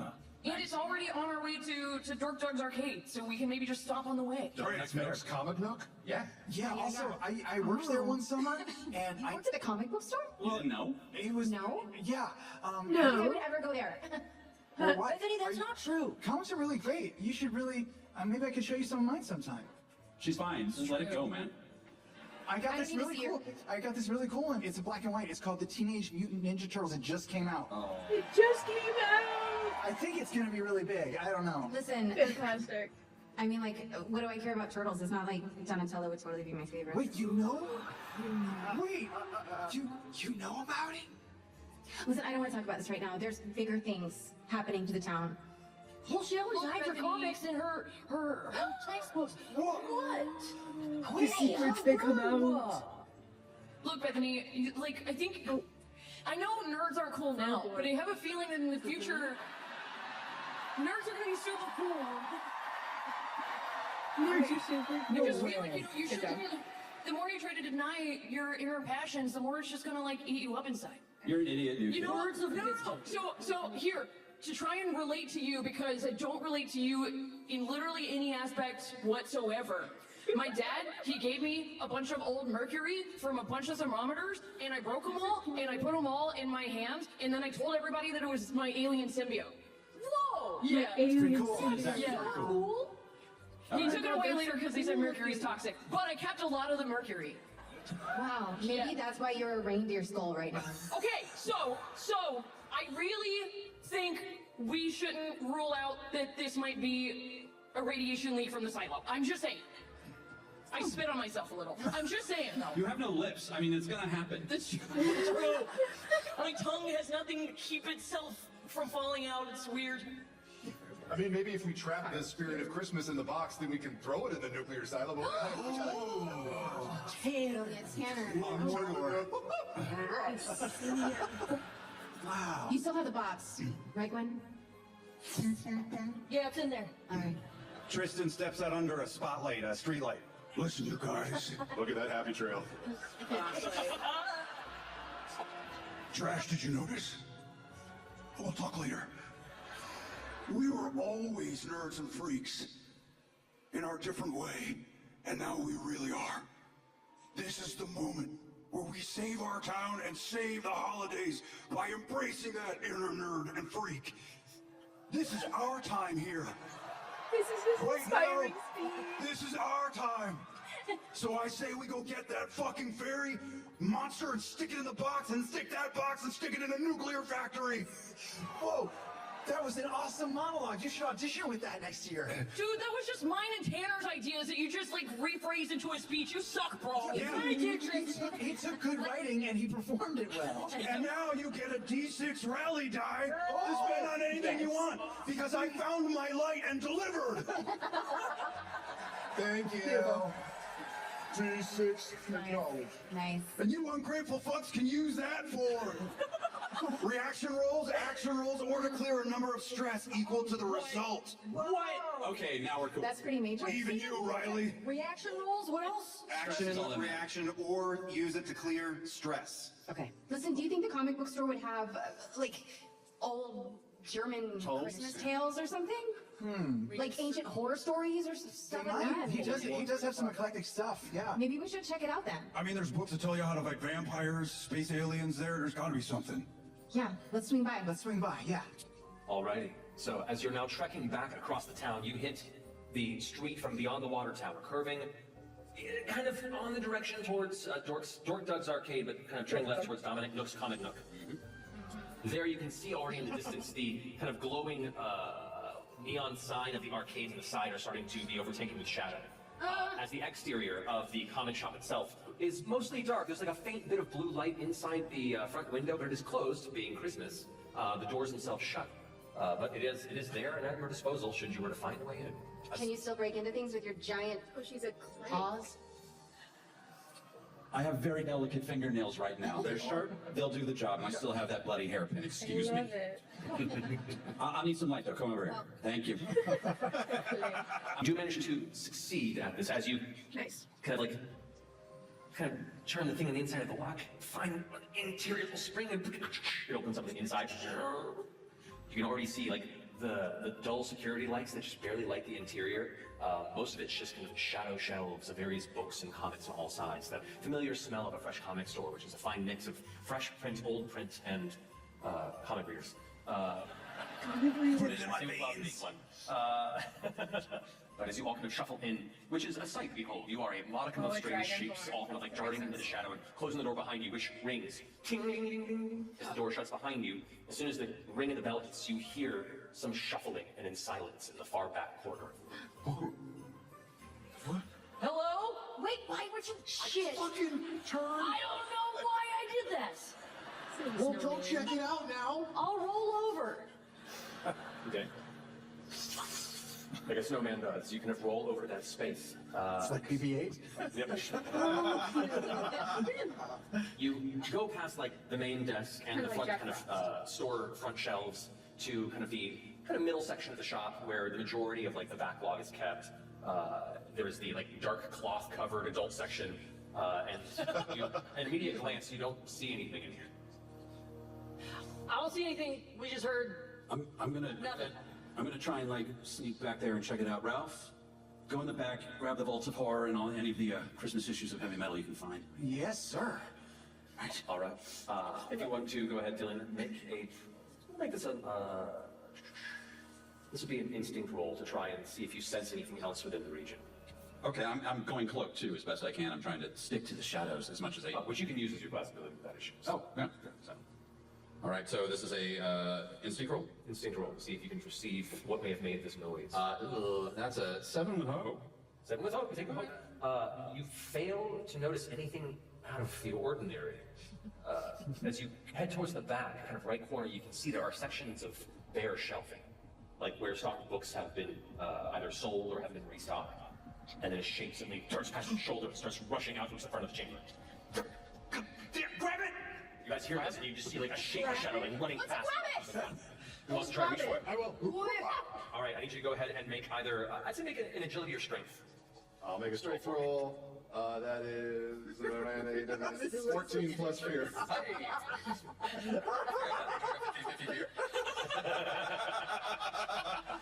I got a monkey head. What about it? It's so cute. I'm so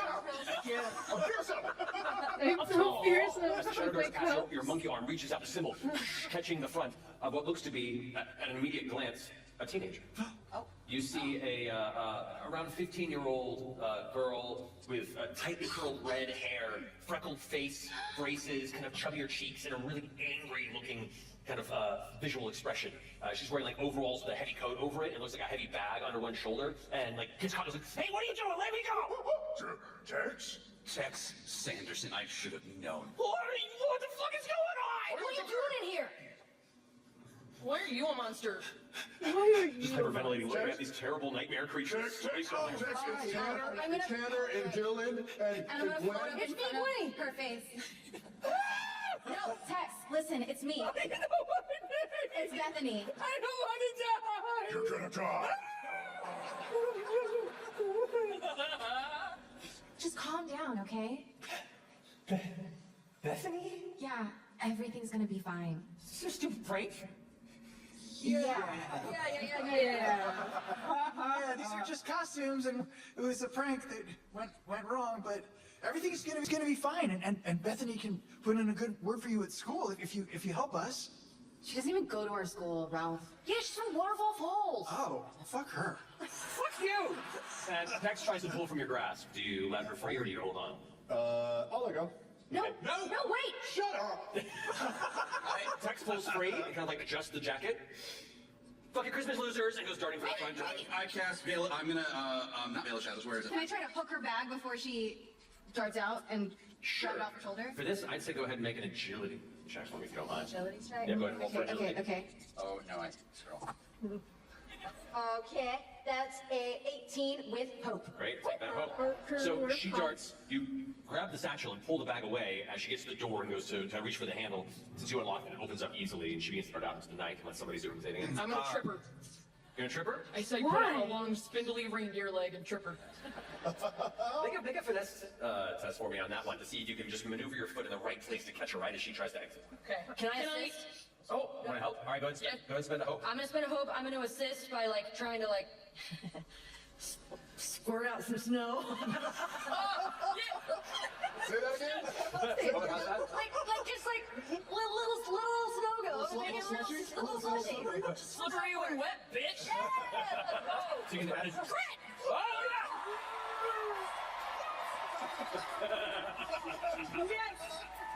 Fantastic. Gain that hope. Clear that stress if you got it. As Tex Sanderson rushes right through the exit to freedom before just landing face first and strawberries across the sidewalk for a second. You hear... Gets up, just bloody face. It was like, you dickweeds! Gnarly. Springvale sucks! Waterville sucks. It's off the books are mine! And she reaches for the bag and it's gone and looks over. Suck it. Nice, Bethany. Thanks. One traps rule! Flicks you off and then runs off into the night. Alright. I got her books. What's she even doing here on Christmas anyway? Maybe there's a clue in her knapsack. Is it actually Christmas? Were our parents having a cake party on Christmas? Christmas Eve. What's the Christmas? Don't worry, tomorrow is a holy Does that day. make it worse or better for you? Oh, not at all. Okay. What's in the bag? Maybe she was looking for the same books we were looking for. She's always looking for the same books we're looking for. She's a witness. You glance inside, and it is a whole series of like new edition collections. Collector piece. It looks like she had snuck it on Christmas Eve to steal some of Springvale Springs' finest comic books. She's gonna get turned into something if she stays out there. She doesn't even read them. She just resells them to other kids at the school. Don't think I don't know what she's up to. She's You know what though, Bethany, you might like this one. It's called Watchmen. Ooh, that guy's naked. Maybe we could read them together or something sometime. What? I'm not. Oh. No. Felt judged. You are talking to a tree topper floating in front of your face. We've got to figure out what's going on here. Stop it. Find some weird German comic books that tell us about spirits. Oh, maybe Dominic has like a holiday display with like all of the holiday comics that would have holiday spirit. We should check the children's section because Germans have some really weird ass children's stories. Oh yeah. I don't even know where that is in this I store. do. I've never been in there. I do. Oh, sure you haven't. All right, this will be a group knowledge check here. Who would like to be the leader for this? I will since I worked here. Okay, fair enough. So you'll be leading it. Everyone else who's part of this, we're going to go down making knowledge reaction rolls to help your friend out as you're all basically scanning throughout the store. Crit! All right. Double dice, baby! Double dice! That's 2 successes. That's great. That's +2 already. 22 with hope. 3 is a +3. Okay, we're still rolling even though they rolled double crits. Well, they were the ones making the final Double roll. dive. Are we gonna find something translated? Can I go ahead and add spend time overseas to this? If you want to help your ability to contribute to it, sure, just spend a hope to do so. All right, still with all that, it's still a +2 to your final roll. Okay, here we The go. one that matters. Okay. 26 with hope. Literally rolled it out. He used to work here. 28 with hope. Yeah. Guys, I found something called Der Struwelpeter. It's a collection of German short stories meant to scare children. Oh, and it's real. That's exactly what we Indeed, you do. Well, this in particular is not just a book, it's a series of graphic novel collections from like the early 1940s and the 1950s when like the original Tales from the Crypt and Vault of Terror, all these great series were first coming out. And a lot of them are like these exuberant tales of various awful German folklore. Oh, I it seems love like this it. might be a good source of information. There's many stories throughout, so you're not sure what to look for, but should the moment arise where you need to learn what things might be calling about, it might be useful. Okay. Well, we're pocketing this and moving on, is that right? Or we're going to read it now? We got a speed read. Maybe how many copies are there? How many different It's multiple issues, multiple books. Maybe- This one's about me. Yeah, should we divide it up? Yeah, divide it up and Divide and conquer? Just look for a blue fairy. What? Are we going to do a comic reading montage right now? We can, if you'd like to. Oh my god, I want them to animate this. Would this be considered a short rest while we comic book montage? If you want to go ahead and take a short rest, we can. Oh, that's awesome. I haven't done that in this game yet. All right, great. Short rest. Yeah, it's right here. Let's go. So for this, we'll go ahead and... So at this point, you all begin to sit here in the dark. The limited lights you can find here in the comic shop, you're looking down and pouring through these graphic novels, individually moving from story to story. You begin to consume and really, truly understand how deeply fucked up German folklore is. Yeah, that's Like, true. we are a soft nation. This... Like, children were forged for survival for hundreds and hundreds of years through terrifying tales of entities that basically children would have from their parents at holiday time would share joy in the knowledge that if you didn't work your way the entire year, you would have horrible things happen to you by terrible things. And if you're lucky, you'll get a potato. It's a lot to take in. You do get to take the benefits of your short rest, which means you can take a couple of downtime actions here. However, because you are taking time on this, I also get to add some fear to me. I have maxed out on fear now. Maxed out! And, because the timer's been out, I'd like someone to roll 2d6 for me, please. I got it. Here goes. Roll good, O'Brien. Roll bad, O'Brien. A 5 and a 1, it's 6. You rolled both. 6. Oh, this clock has 6 spaces. Oh. Wait, oh no. Okay. That's a Trivial Pursuit part. So you finish up the books and start kind of sharing information of what you've seen. I'm gonna use my short rest to fix my armor and heal my wounds. Me too. I'm gonna zhuzh my chest hair and cover over my ouchie. You got it. Ouchie. All right, so is everyone taking the downtime actions? Yeah, I'm reading up and I'm feeling better, gaining some hope. You all finish up reading and start like sharing some horrible stories you've heard, some interesting myths. I'm on the speed reading team. Yeah. Just as the smell of burning twig begins to fill the chamber, you all turn around and realize that in your focus, you didn't notice the various bundles of Hans Trapp had slowly shifted and pulled out of your grasp back and reformed as the terrifying massive scarecrow man, now burning of angry cinder, begins to rise up inside the comic shop and goes after you immediately. The closest to them, I'll say for the purposes of this, I'm gonna say it's you, Tanner, over there. Gonna go ahead and rush forward, spend a fear to go into a burning maul strike against you. Ooh, that's gonna be a 20. I believe that beats your evasion. It sure does, but I'm going to use my ability to scramble, and once per rest when a creature within melee range would deal damage, so you can avoid the attack and safely move out of melee range of the enemy! Yeah, baby! Okay, I hate that you're a monkey, but It's, I love that it's this is massive, working. terrifying, like weird cinder clawed arms reach out towards you. These massive billowing clouds of black and glowing smoke behind it. It reaches and tries to grasp for you, and as the smoke fills and begins to dissipate, you are not where it thought you were. It spins around. Its split, flaming head kind of now reaching for any sort of sight of where you are and still keeping track. All right, it's your go. I'm going to reach out with my hand, and my hand starts to glow, and I'm going to cast Bolt Beacon straight at the creature, which will also make it glow if it hits. Let's go. I will roll. That's terrible. 7 with fear. 7 with fear. Oh, wait, plus 3, so that's 10 with fear. 10 with fear. Unfortunately misses, and I interfered. So what happens now? As you fire the bolt towards it, it actually strikes it in the arm, but it rears back. It doesn't do enough to damage it, but it causes it to kind of pull away from the flash of energy that even you're kind of curious how this apparated out of your hand. As it hits, it pulls its arm back and slams it into one of the nearby shelves, knocking a bunch of books off of it, and flame begins to catch along the books and the bookshelves inside. It looks like a comic store. is on fire. Hurry, throw Quimmy at it! Yeah. It's now immediately going to rush towards you as the one that scared it and sent it off the way. As Hans Trap rushes towards you, both of its arms forward, immediately spend a fear to go for a burning maul strike on you. No! That's going to be a 15 to hit you. That hits! That No, hits. I'm gonna jump in front of Ralphie. Using?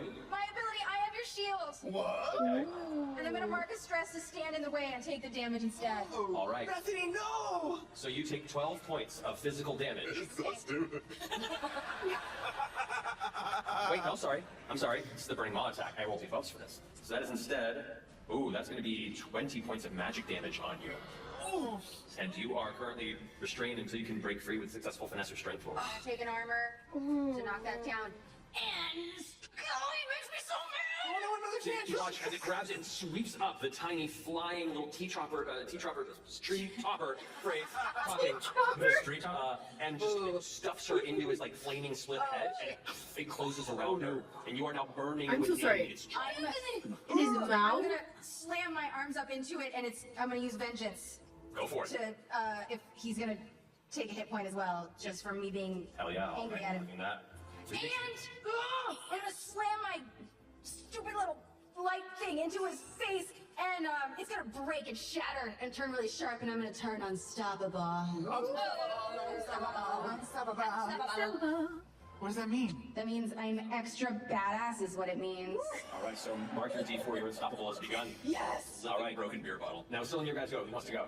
I'm going to commit such a sin. I'm sitting praying to whatever Dark Lords of Rock that I believe in.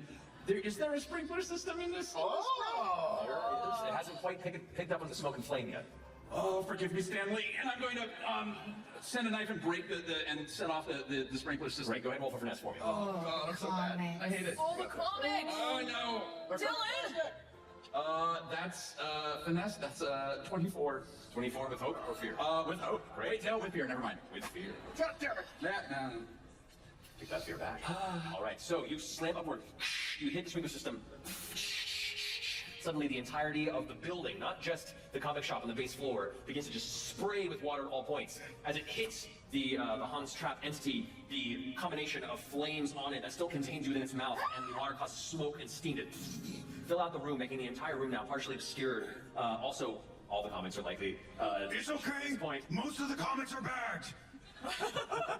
I'm going to kill you when this is done. I will say in this moment that for the next roll against it, Hans Trap is considered vulnerable. I just want to get this. We gotta get him out of the shop. I am melting. And Quinny's melting. I'm gonna. You see, like, in the steam that is rising, just big puffs of air coming out of my nostrils, and I start to like scrape my hooves, and I'm gonna do a big charge attack to see if I can like push it back towards the door. Nice, go. Are you trying to do damage or are you trying to push it? So, well, as a deer, it's part of my ancestry. Yep. As a furbolg, I get a charge attack, which is that I can deal damage, but I would like to push it. Yeah, go for it. Go and make the attack. Okay. Okay. Okay. Oh my god. You have that D6 if you want to use it? The rally die. It's not gonna work. It's a 1 and a 2. Well, then fine. If I leap on her back to do a team attack, does it boost his chances of success? You would have had to claim that before. However, I can call out to you, you need to do this for Bethany, my sister, and I'm gonna reassure you so you get to re-roll your dice. Bethany, we're gonna come out, we're gonna get you! You're right. For the secret nerd. That's better. You got a rally die too, if you need. This is plus. Do I add anything? Plus. What do I add? Strength. Strength. And I don't have any strength. 16. 16 is a success. Yes. 16 with hope or fear? With fear. Good to know. Stop it. Roberta. A lot of hope at this table. All right, so you said you're doing damage. Go ahead and roll damage on that. Yeah. So I can mark a stress to deal a d12. So I will do yucky. 3 damage. 3 damage, okay. I mean, that's still 1 hit point on it, so it's still just a minor threshold. So you go ahead and rush forward, slam into it. It doesn't do a lot of damage, but it does push it. It goes slamming through the front glass doors, or the door and the window, shattering out the front of the entire comic shop. This big trail of smoke rolls across the ground, eventually catches itself there. It lands. You, Bethany, feel the impact being rattled inside While I'm being rattled around inside and I feel he got pushed, I'm gonna fling myself forward and use a body bash attack from the inside. You can do that. Go for it. It's outside the shop now? It's pushed outside. Yeah. I'm gonna roll out there. Shop is still just beginning to burn. Well, no, you got the front those. Yeah, the fire's out now at this point. Okay. All the comics are perfectly wet. Yeah, they're in bags and boards. They're fine. Well, all the good ones are. That's 16 with fear. 16 with fear. Sure enough, that works. 19 damage. 19. That's going to be a major wound. So that's 2 more hit points out of there. I'm going to spend a fear to have it immediately retort on you, and it's going to go ahead and try and like crush you further within its jaw. Secondary. Spend a second fear to do that. So now it's going to try and like just continue to chew on you from the inside. I'm just gonna hold my broken That's a natural one. So it tries to chew on you, but you manage to pull up and kind of like pull your way outside of some of the twigs and sticks, and you're like part way out of the mouth. Now you still have to try and make a roll to break free if you want to, but you manage to avoid being further like chewed on the inside of its bisected twig head. It's back to you guys. I'm rolling out there, and I forgot to say this earlier, but I also play the oboe. I am in band, and I have my oboe with me, which is also my improved short staff. So I'm gonna take out my oboe out of my body. I'm joining at band camp. It's for first band camp. I'm gonna baton twirl it, and I'm gonna take a swing. Go for it. Go ahead and roll for that. Okay. Somebody get a new dice. 15 with hope. 15 with hope just hits. Okay. So take that hope. Let me take that hope. All right, it's 2d8. That's 3. Let me just take 2 of them. Getting a little excited. Okay. Okay. That's 12 points of damage. 12 points of damage. So that's a minor wound. That still takes 1 hit point on that. Drop it! Starting to look kind of busted apart. Bits of the twigs are breaking about. It's fairly hurt. It's still holding on. Tristan crashes through a remaining window, leaping out with a Caprian leap, and lands on its back, and I'm going to hoist it up by its waist so its scarecrow ass is in the air. You've been naughty! No, he's gonna spank start it. wailing on its ass with my lash. Go for it. Okay. Plus, Oh, you can't read your games. that's a 19 with... I never criticize you! Yes, I do. That's a 19 with fear. But it hits, so I will also, I will donkey kick him in the back of the head after I beat his ass. All right, so roll the damage on the first strike. Yeah, so that's a 9 damage for the ass beating, and then another 6 for me kicking him in the back of the head. All right, so that's 1 hit point each for both hits. So those are 2 separate. Just above his official. Okay. What's the donkey kick sound like? So it's looking. Huh? What's the donkey kick sound like?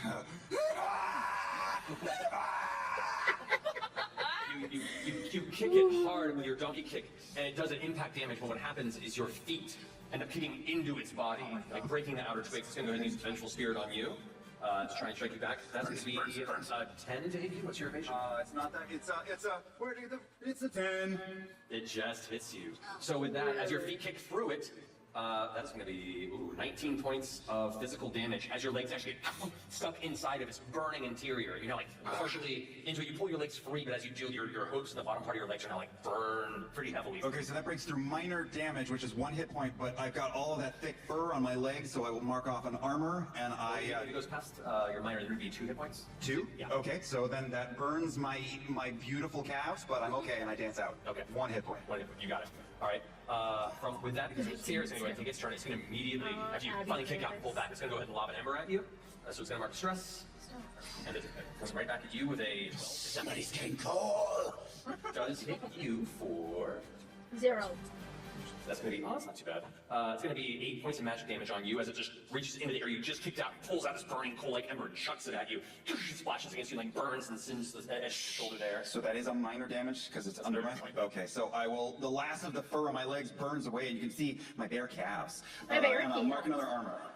You got it. All right. Exactly your goes. Oh my god, we gotta get this thing. I'm gonna run up to it screaming and grab it by its sticks. And Get it, Ginsburg.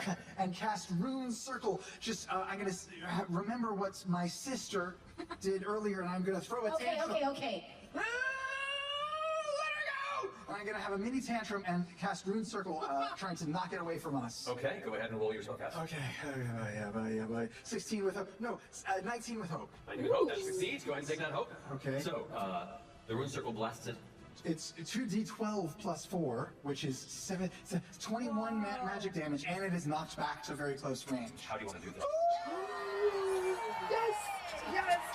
I want to grab Bethany's hands and sort of a force wave emanates out of me, but it only affects the enemy. So the enemy that's sort of surrounding Bethany gets blown back, but I still keep holding onto her weird light hands, looking in her eyes with all of the just normal familial love that I have for her.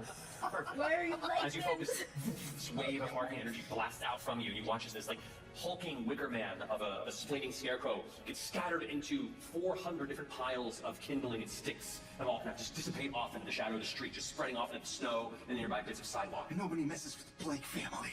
No. Well, okay, I'm still not comfortable with that part of it, but that was a really good tantrum. Good. I learned from the best. I'm gonna grab a piece of Hans. No! Hold on a minute. I'm gonna take a piece and I want to put it in the box. Okay. I don't know why. Sure, yeah, let's I do just it. figure, man, So you're gonna put the monster in a box in yourself. Yeah. Cool. Put it in your box. Yeah, put the monster in your box. Okay. And then just shove it right in. Put it in your frigid box. Oh, that feels weird. Could get hot in there. All right, so now that Hans has been scattered, This is a weird alt version of Starts again? Frozen. We gotta move. Let's move. Did any of those books say anything about a scarecrow burning creature?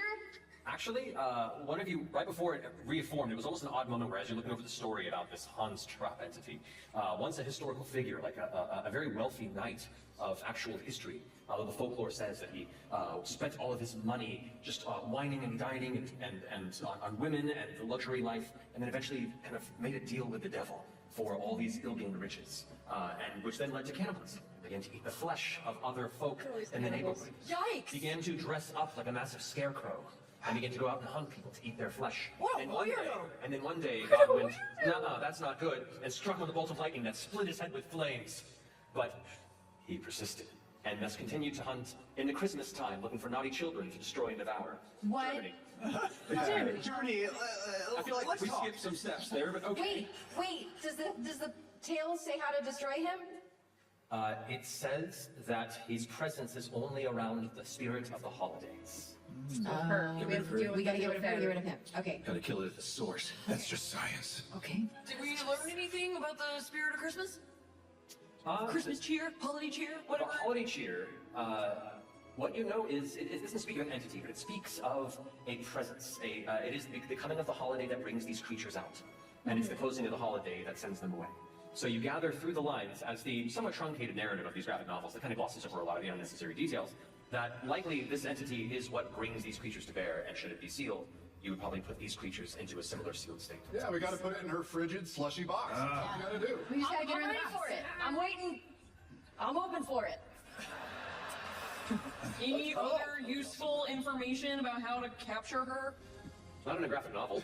All right, let's go to the arcade. I found a really cool X-Men run.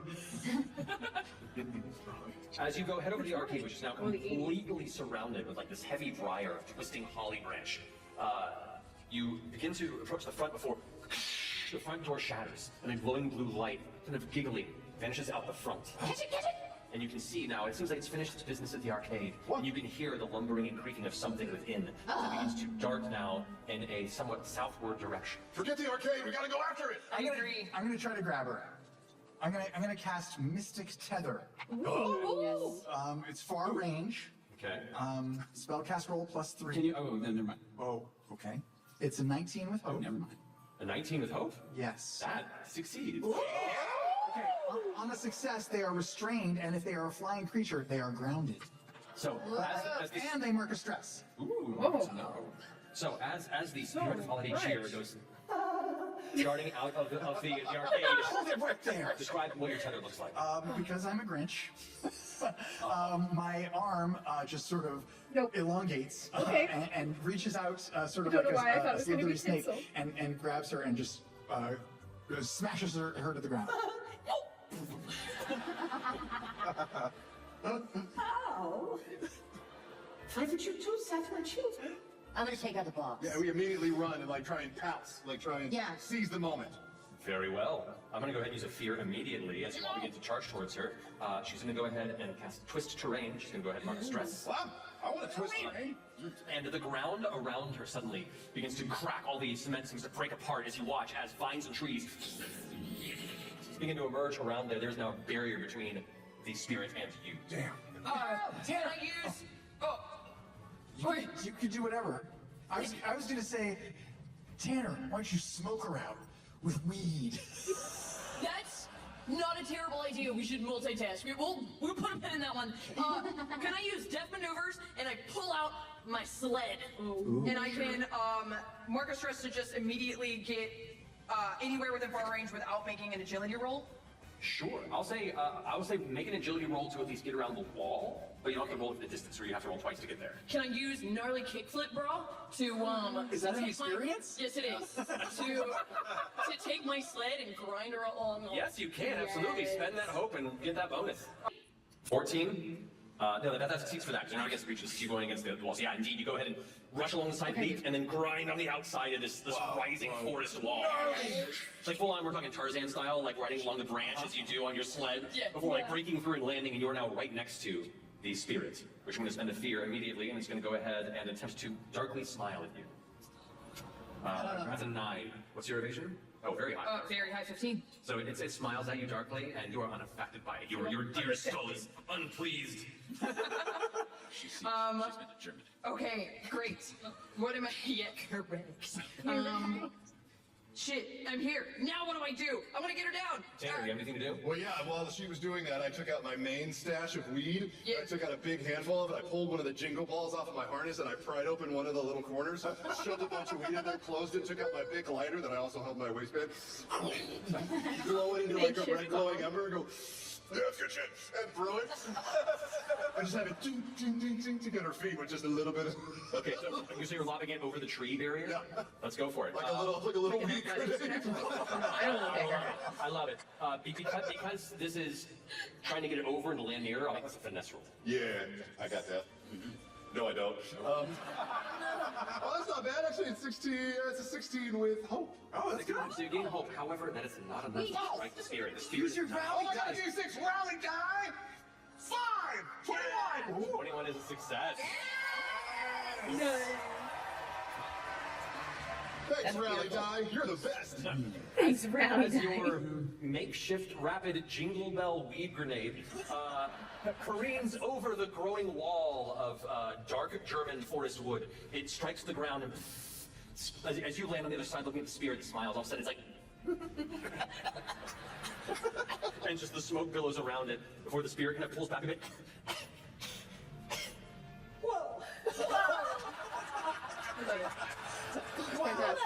Oh, what fun it is, am I right? Christmas is such a great holiday. I'm gonna say the spirit of holiday cheer is vulnerable for this.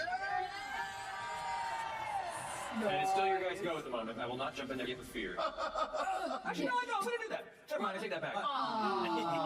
Because I can. Because you said. Alright, I'm gonna spend that fear. It's gonna go ahead and smile darkly at you again, but it's more of like a. That's kind of worse. That's gonna be an 18. Ooh, that hits. That hits you? So you take 1 stress. And it's going to begin flying, continue to fly south away from you. No, can I fly up and over the wall? Through a wall? There's like a forest that's been growing over the way. It's starting pretty tall. You can either try and go around it, Can I leap it as Krampus?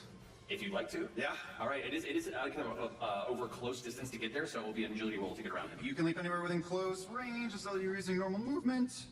That's terrible, guys. That's terrible. That is agility? Yeah. Oh my god, that's 5 with hope. What do you think?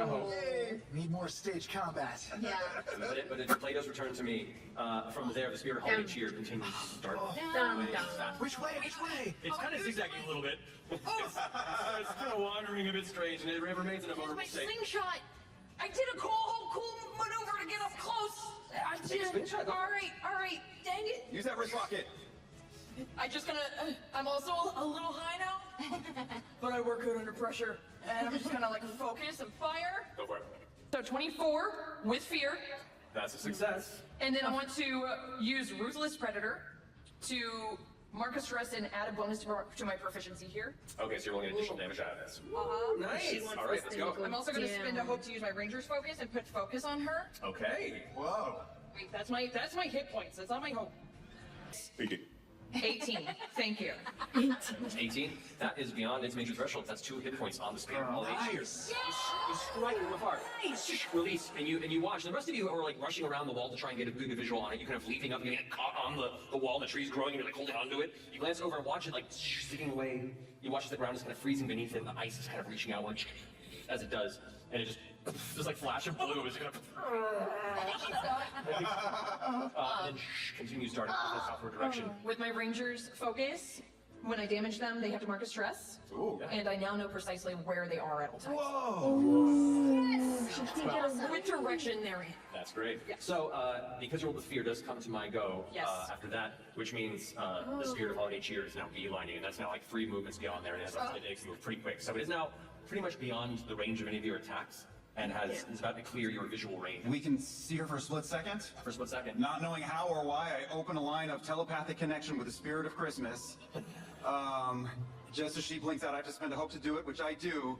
And I just think, we are going to punish you German style. But I think that holds, right? Does the telepathy hold? Yep. And you, keep in mind on it, as it vanishes from sight, you do see and notice very directly the direction that it's traveling and where it's settling, which is in the direction of Springvale Springs High School. High school. Oh, he's gonna be so pissed. Go to high I'm just gonna say, I feel really relaxed right now. But also, like, this isn't so bad. What if I just stayed this way? I mean, she's got a point. I have no hands. And you will melt at some point. That's Well, we right. won't. You know, it's always Christmas.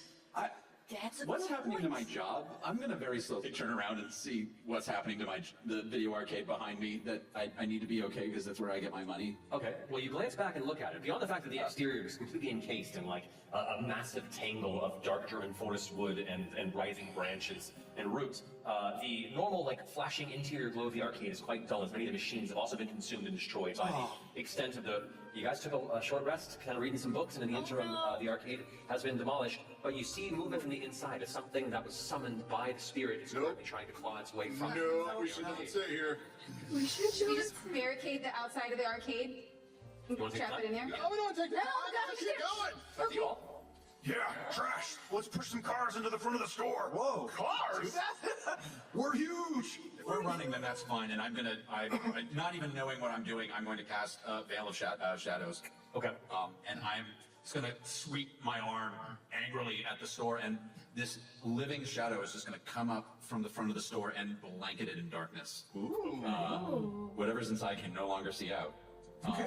But if it comes out, I can see through it. But Only me. And then so you were gonna try and push a car up in front of it? Yeah, I get down on all fours and start kicking backward against a Volkswagen. Yeah, it's an old beater that's probably like belonged to one of the night shifts some of the nearby buildings there, but you start kicking in the back of it. I don't help. I just bang my cymbals above his head. All right. Well, okay, so you're going to take a strength. I'm gonna try to help too. Can I help him? If you want to spend a hope to go ahead and. I wanna. I just rolled. I don't think Veil of Shadows. I think I'm stronger than I look. I believe it. Yeah. Okay. First off, did you roll with hope or fear? Oh, me? Hope. Oh, okay. So you're hoping that. I got a 13 with hope. Okay. Am I rolling too, or? Well, no, you spend a hope to give him an ace. You add a d6 back. Actually, That's a 19 with hope. So one heavy donkey kick, crack, the car dents it on its side and speeds up and slams into the front. The exterior boundary of the floor is going to curl over, and it seems to be a pretty heavy barrier to the front. So you hear the impact of something banging from the inside of the arcade, now trying to push out, but unable to break free at this moment. Gotta get to the high school. Okay, this is crazy. I'm sorry I've been ghosting you in the cafeteria for a week. I just got caught up with my friends in the drama department, and that was wrong. I've been naughty. I'm ready to be nice. Are you guys like together? No! No, I'm pretty sure that they've been hanging out and doing some heavy petting. What? Is that true? Listen, maybe his abs look like that all the time. Which is what I'm saying. Do we really need to change anything? I have no vagina. How can you check? You have no hands. I can check. No. Can we just go? You look like an upside down cup. This was a mistake. Riley, didn't you ever hear any stories while you were in Berlin about some creepy holiday spirit? I mean, everything in Germany is a little creepy, you know? Like, I don't know. Yes? But that's why we looked at all the comic books, too. I remember anything. Don't you have, like, an experience?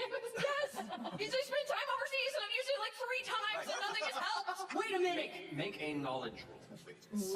You can spend a hope to add your experience in overseas towards it. Fine. Nothing about the spirit specifically, but thinking back to the box, you kind of you have an inkling to inspect it and see if you can borrow it quickly from Gwenny. Just grab it. Just Yeah, put your but hand in there. fiddlesticks is inside it. Just grab it. Get inside her. Go for It's it. not weird at all.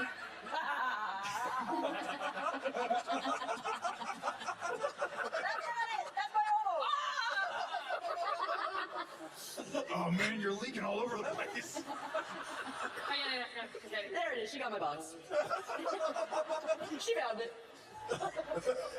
Hand is numb. I have that effect. Okay.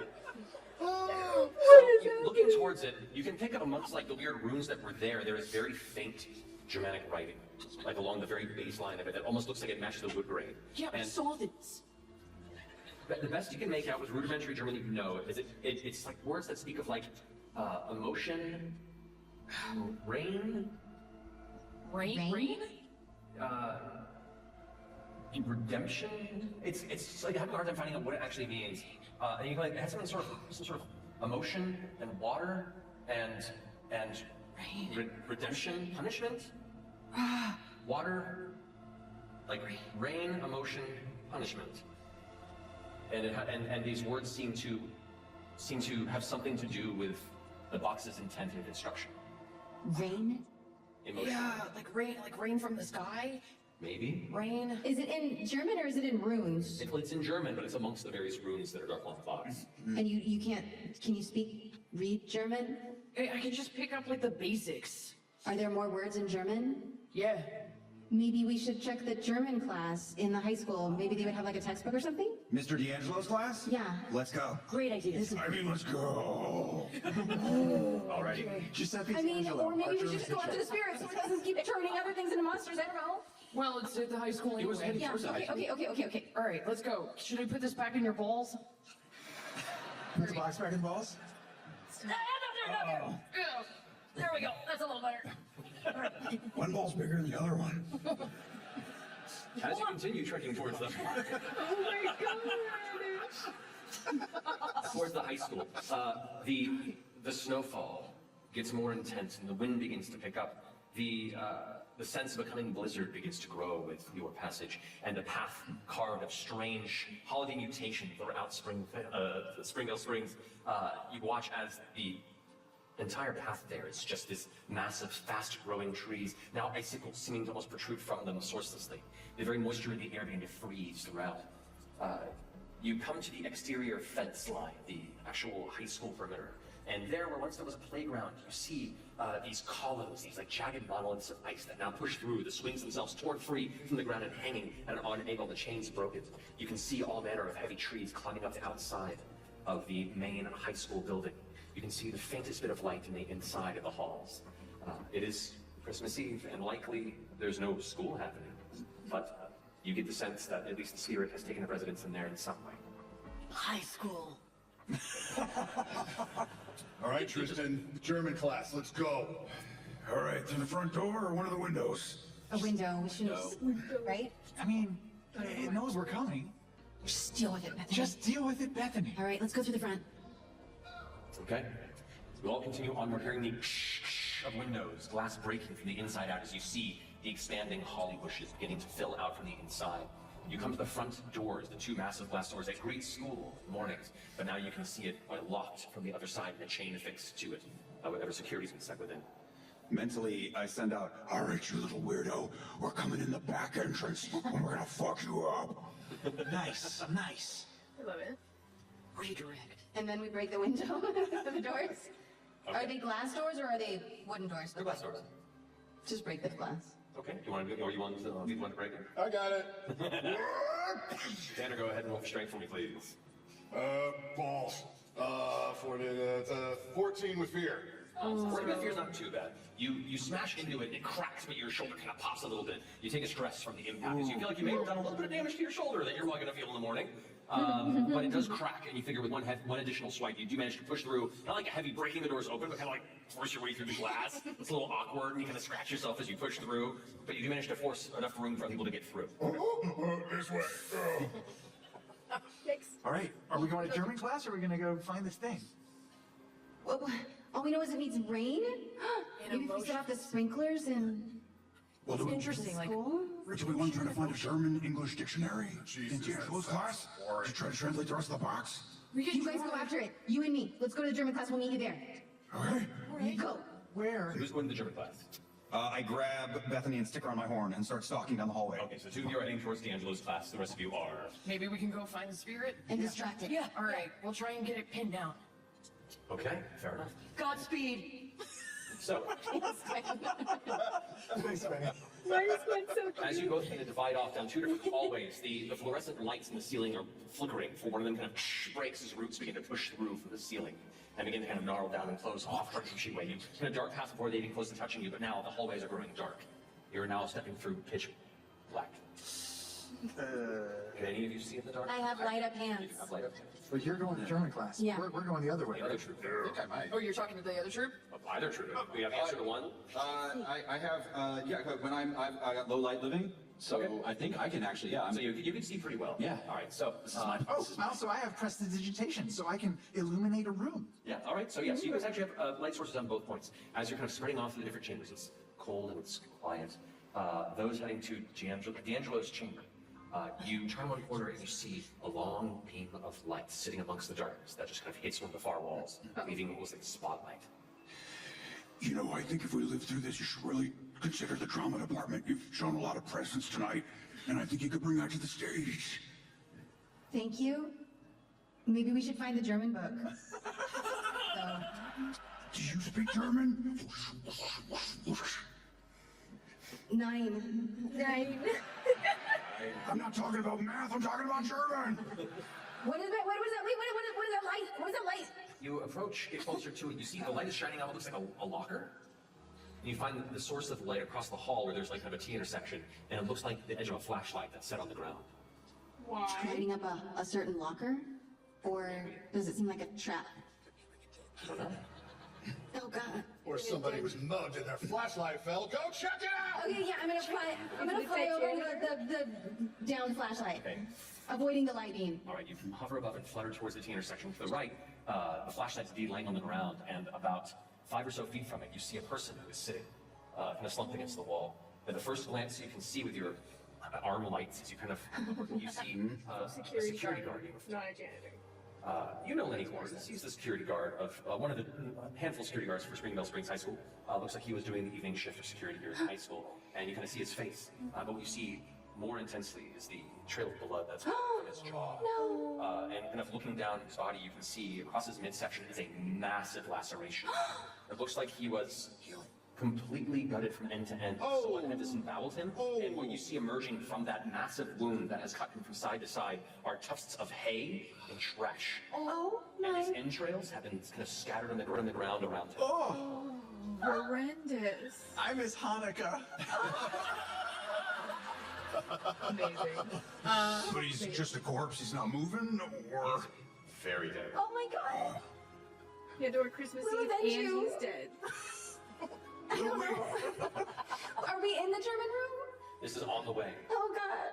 but you also hear like a strange creaking and scratching sound echoing down one of the far halls. Avoid it. Avoid it.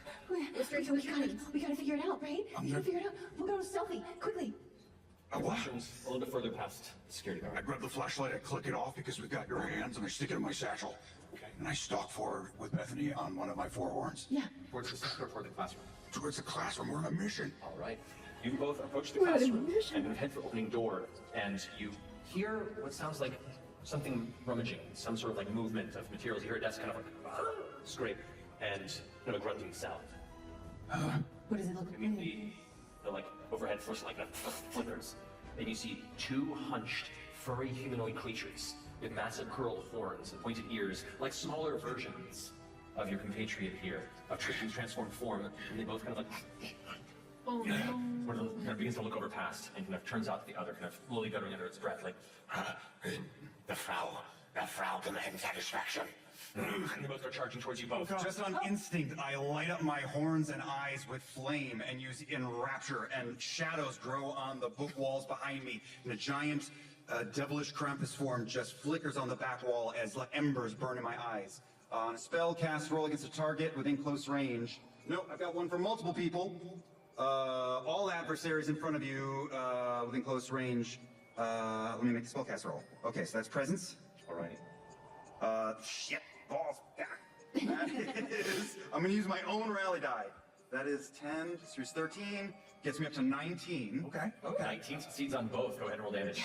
That's not damage. I have just hypnotized them. Oh. They're and multiple miniature hairy demons like them surround me. So I look like I've got a gang, and they all have little tiny tree toppers on one horn on the side.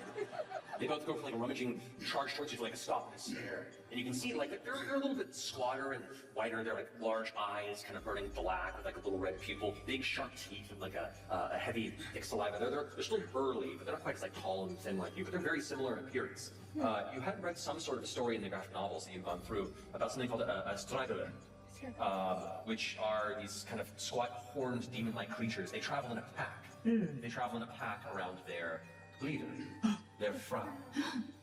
While they're helping this place with another group here, the rest of you are currently continuing to peruse the interior. We're just going down the hall, trying to listen for sounds. All right, smells. who's leading the charge on searching for the spirit? Just peas and carrots to clean up. They all mark as stress, and they are stunned in this pinprick moment. Good to know. Over to you. I'm still tracking the spirit. Okay, yeah, of course. All right, that's true. You know exactly where it is. You don't have to roll for that. Perfect. Interesting. Yeah. All right. Find her. Getting Get her. behind Riley. Hecking get You her. begin to maneuver through some of the various kind of opening classroom arrays, eventually coming past what is the G building, which is where a lot of the students would gather, and then heading what looks like the direction of the gymnasium that's affixed to the southern side of the main building. But at that point where you arrive, you can see the hallway itself is completely choked with trees and branches. I think the spirit's through here. Wow, you're so cool. Rangers are so cool. In Daggerheart. What a cute plug. I'll take my two symbols and I'll say, let's clear a path, and I'll start hacking away at the brambles that are in the hallway in front of us, trying to clear an opening. Go for it. Are you trying to do damage to the brambles? Yes. All right, go for it. That is 4, 11, and that's 15 with hope to hit the brambles. 15 with hope. That succeeds. Go ahead and roll damage. Amazing. +6. That was worse. 9. That is 14 points of damage. Demolished. All right, so you tear through a big section of it. You watch as it breaks away. I'm going to go ahead and spend a fear as the remaining grasping holly around you begins to reach out and tear towards you and try to pull you into it from the shadows. So I need you to make an agility reaction roll for me, please. Agility +2. Oh, that sucks. That's 9 with fear. That's a fail. You immediately suffer 6 points of physical damage, and you are restrained and vulnerable as the holly's pulling Tanner into the actual truck he's broken through. I'm gonna talk to the holly and the brambles. With nature's tongue, which is an ability that I have, and I can talk to plants. Get to talking. I'm restrained, dude. All right, I'm gonna do the same one. Okay. 18 with fear. Okay, 18 with fear. I'll take the fear on that. All right. So you begin to speak towards you. You kind of magically all of a sudden feel like you can connect and understand the nearby flora. What is it you want to speak to? Hey! Brambles and the hollyberry! I don't know why I'm talking to them. Can you understand me? You hear a series of strange, like almost childlike voices, almost singing in unison around you, just kind of. Nope. Nope. That's nice. Kill it with fire. And it's almost like you can hear all of the growth in here. I hear them all. Happy and jolly with the spirit, and it wants to just grow and consume. Oh my God. All right. Can you let my friend go, please? We're just trying to walk through you. Make a presence roll for me, please. I'll assist. I'll burn a hope and assist her. Okay. Yeah, we're trying to move through. We're trying to make things better for you and me. 6 it is. Oh, okay. Oh, okay. Having a holly jolly Christmas. That's 16 with hope. 16 for me. Take a hope. Hey, song continues for a moment. How beautiful. Oh, you creeps. What? I wasn't fucked up at all. Wait, what did I miss there? As it begins to kind of appeal to your mind, the words leave your mouth, and it seems like it pulls away for you. And it kind of leaves opening for you and your friends. But you do not let go of Tanner. I'll get you out. Fireball. Yes. Let's go. Not great. Not great. It's a 9 with fear. Oh wait, 12 with fear. 12 with fear. Yes. Okay. That actually is enough for the difficulty, just barely. Nice. All right, so. So I'm gonna roll 2d20 for damage. Go. Yeah, plus 5. So 21 points of fire. Oh, so as this. It's okay. It's all right. Get out of there, Tanner! Everything is now screaming in your mind. All the trees and the holly, all the nature around you is just screaming as it burns and withers and crumbles and it cinders. Tanner is released, and you are set down on the ground as the flames begin to curl and burn into the gymnasium itself, which is now a choked, dense, deep, dark German nightmare forest. Flames now beginning to slowly burn and trail with you. Did Tanner take any damage? Fuck yeah! I'm gonna use my bone ability, Grace to Burn, and Armor Sliders to get additional hope, because fucking shit, that was hot! Damn, way to light the menorah, Ralph. It's a miracle! These So feel like as you offensive all begin to jokes. slowly trek into the gymnasium towards what awaits you in this space that you know to be the spirit, its presence not far from where you stand, the two of you now are up there in the room. You go ahead and watch these straggler kind of stand there staring off into space, these weird kind of illusionary versions of themselves. I just want to fly in and over them and avoid them and just grab a textbook and any other books that seem Germany on the desk. Easy enough to do. You grab there all manner of dictionaries and various instructional booklets. And, there's German 1, German 2, German 3, Advanced AP German. Book out a whole chunk. German Christmas stories. Sure. Sweet. You grab them there, yeah. You grab them up real fast. How long does that last? Well, I don't know, but as soon as I cast it, the next thing I do while Bethany is checking the shelves, I will say, You have new orders. You're meant to protect the perimeter of the school. Go! and I will try to deceive them or persuade. Okay, all right. So go ahead and roll a presence check for me. Yeah. I can spend a hope to add a d4 to the roll, and I do it at advantage to deceive or trick for Deaf Deceiver. So it's at advantage, and I add a d4. So a d4 and a d6, if I'm understanding that correctly? All right. So many things. Oh, terrible. 4, 5, 6, 7, 8, 9, 10, 11, 12 with hope. Well, you gain a hope. That's the good news. But both the entities kind of look over at you and go, The Frau needs to judge. and they both break free from their current element there and rush towards you. Both are going to take a strike at you, and they're going to go ahead and spend a fear to do a group attack, because they're both minions. Oh no! That is going to be a natural one. Okay. So they miss you very intensely. They both skid across the ground, like face first, across the wood. What are you we're just gonna get away as we can, if we can. You want to run? I think we should just run. All right. I grab her out of the air. You both just go fleeing out of the back to where you came from? Yeah. Yeah. Okay. You both go charging back, kind of fall back, hopefully to find out where your friends were going, and kind of quarter off. Suddenly you hear a massive, massive explosion, detonation, scream. That sounds like Tanner.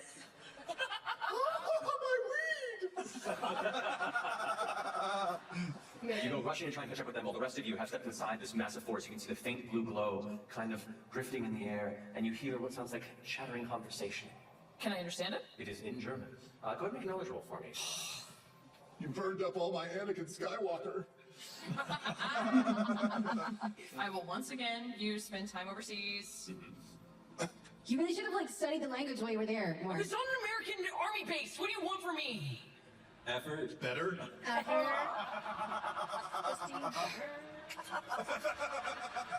didn't even want to be here tonight. You guys suck. All right. 16 with fear. 16 with fear. Okay. So as you are trying to kind of listen in, there are two voices here. You hear the spirit speaking in German, and the best you can make out are broken bits of, do not worry. Some are to come, and many more throughout the city and beyond. The other voice goes, Good. I long for more. Bring them to us. Oh no. This might be a trap. Shoot! Not a Von trap! What if it's a Von trap? Oh my gosh! What if this whole thing Is Waterfall Falls? Waterfall Falls? This is because of homecoming, isn't it? When we fucking stomp their asses! 12 days of Christmas, 12. At this point, both Tristan and Bethany catch up to your troop. We found German books. I found the Von traps. Can you read this? Let me try. Could the parent find the words on the box? Okay. You hear a sound. It's just, There's two of them. you hear in German. I smell children. He's really pretty. Kinder. All right. They're coming for us. I think we should hide while we try and read real quick. Hide in the trees? Okay. All right, let's make a group stealth attempt here. Who's leading this charge? I'm gonna cast a mysterious mist around us, concealing us. Okay, indeed. This mist evaporates from around you. Still, I beat oh, it. you very much. Was that with hope or fear? With hope, 21. As you all kind of like feel this mist surrounding you and encompass the space, you also hear, What is this? you hear this creepy scratching sound, and the voice in German once more goes, Find them. They're looking for us. you hear now multiple feet moving, and other like small guttural They want children. Oh, Technically, we're not children. on the outskirts. Oh yeah, that's true. I had a bar mitzvah. I'm a man now. What? Yeah, so I'm fine. Who's searching the book? I guess I will. Plus Tanner's 22. With the book, as you're like looking through, and it takes a minute to do so, to kind of read through and kind of match the words on the box that you recall with what you find. It wasn't rain, it was tears. The box needs tears to be activated. It needs to absorb the emotion of the punished children to close the loop on the spirit's intent. Wait a second. How are we gonna feel emotions? It's like someone would need to. You're a fucking loser. You're a loser. I can't stand you. I can't stand your stupid mom. She doesn't deserve to be with my dad. Riley sees what's happening and just starts slowly, we start moving the box under the tears. Your breath smells bad. Your feet are small.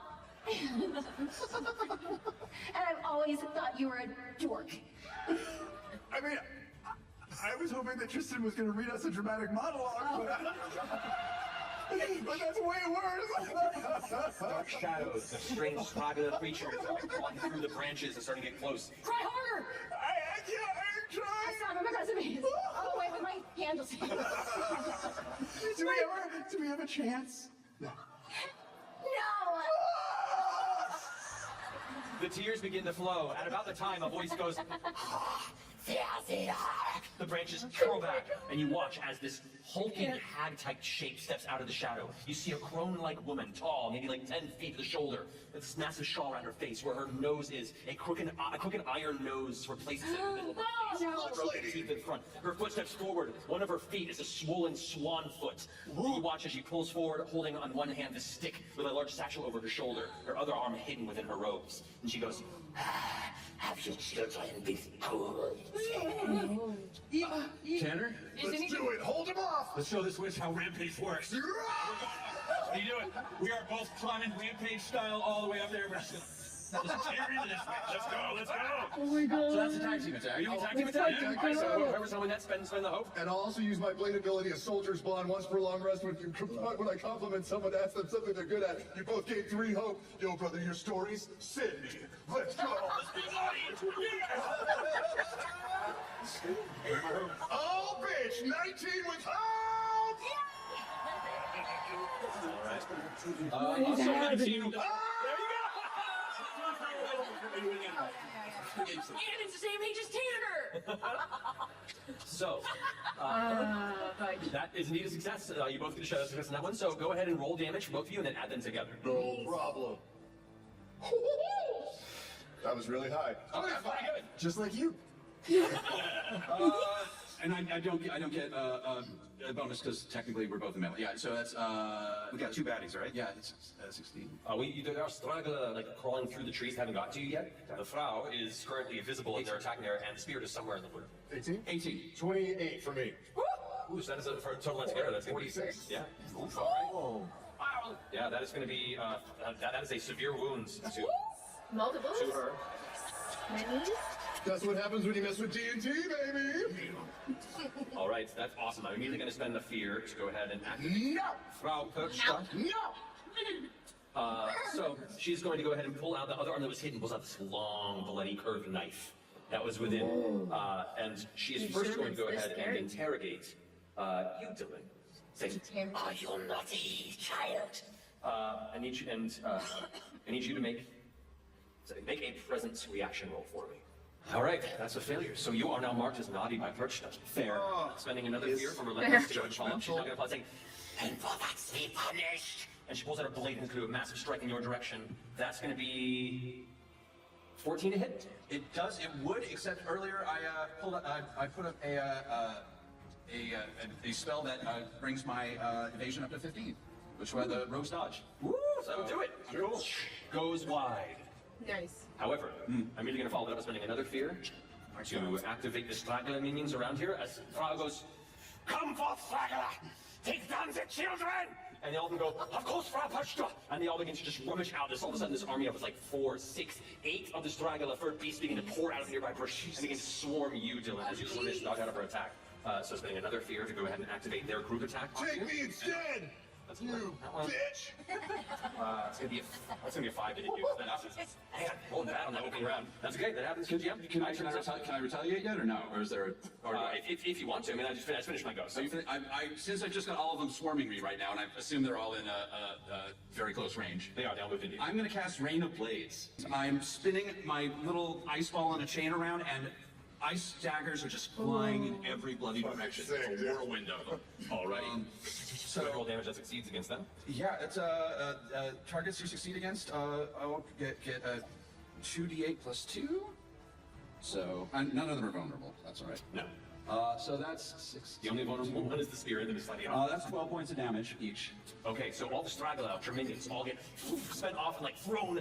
The blades like spin them to the wall, like, and they all kind of like go unconscious. All immediately blasted against it. Yes! I'm going to spend a fear to immediately activate the Spirit of Holiday Cheer. What does that do? And it's going to inspire myth. No, And stop. it's going to bring 3 of them back. No! The spirit goes out. Please, it is too soon to give up. They must all know what it's like to be punished. However, it's back to play for you. Wait, is Rose Tears in class? Is Rose Tears doing anything to the box? Wait, can we get tears from other sources? If anyone wants to try and do so. I have a confession. Why are you looking at me? You seem like the safe person to tell this to. When I had to leave the army base in Berlin, I had to leave behind my pet rat. His name was Gorbachev. So my dad used to always call him a rat bastard, so I thought it was really clever. And I loved him so much. And he was my best friend. And when we left the army base, I let him out into the wilds. And he's probably dead. I'm a bad rat, Bob. I miss you, Gorbachev. Go ahead and make a presence roll. Come on. Oh my god. Yeah, that's great. You squeeze out some true missing your rat tears. You watch as the tears begin to absorb, it just darkens the outside, and you're hoping something happens, but you begin to watch it in the runes. Like, Yes! and it is starting to react. I'm sorry. That's a second variation. I just hug Ralph. I'm going to spend a fear now to activate Frau Perchta once more. No! Angrily is going to go ahead and slash out towards you, Dylan. Oh my god. That's going to be a 19 to hit you. Oh yeah, that is. All right, since you are marked as naughty by her, she has additional D12 damage. Oh my gosh. 32 points of physical damage. Whoa! As her blade suddenly slashes across your chest twice and then jams it into your torso through your shoulder. Whoa! I'm gonna drop that down to major, because ow. There. A major. As a reaction, I'm just another fear, and she's going to attempt to disembowel you. That is going to be 16 to hit. That hits. No. With that, you take an additional 18 points of physical damage. I'm going to use another armor and drop that down to minor. Okay.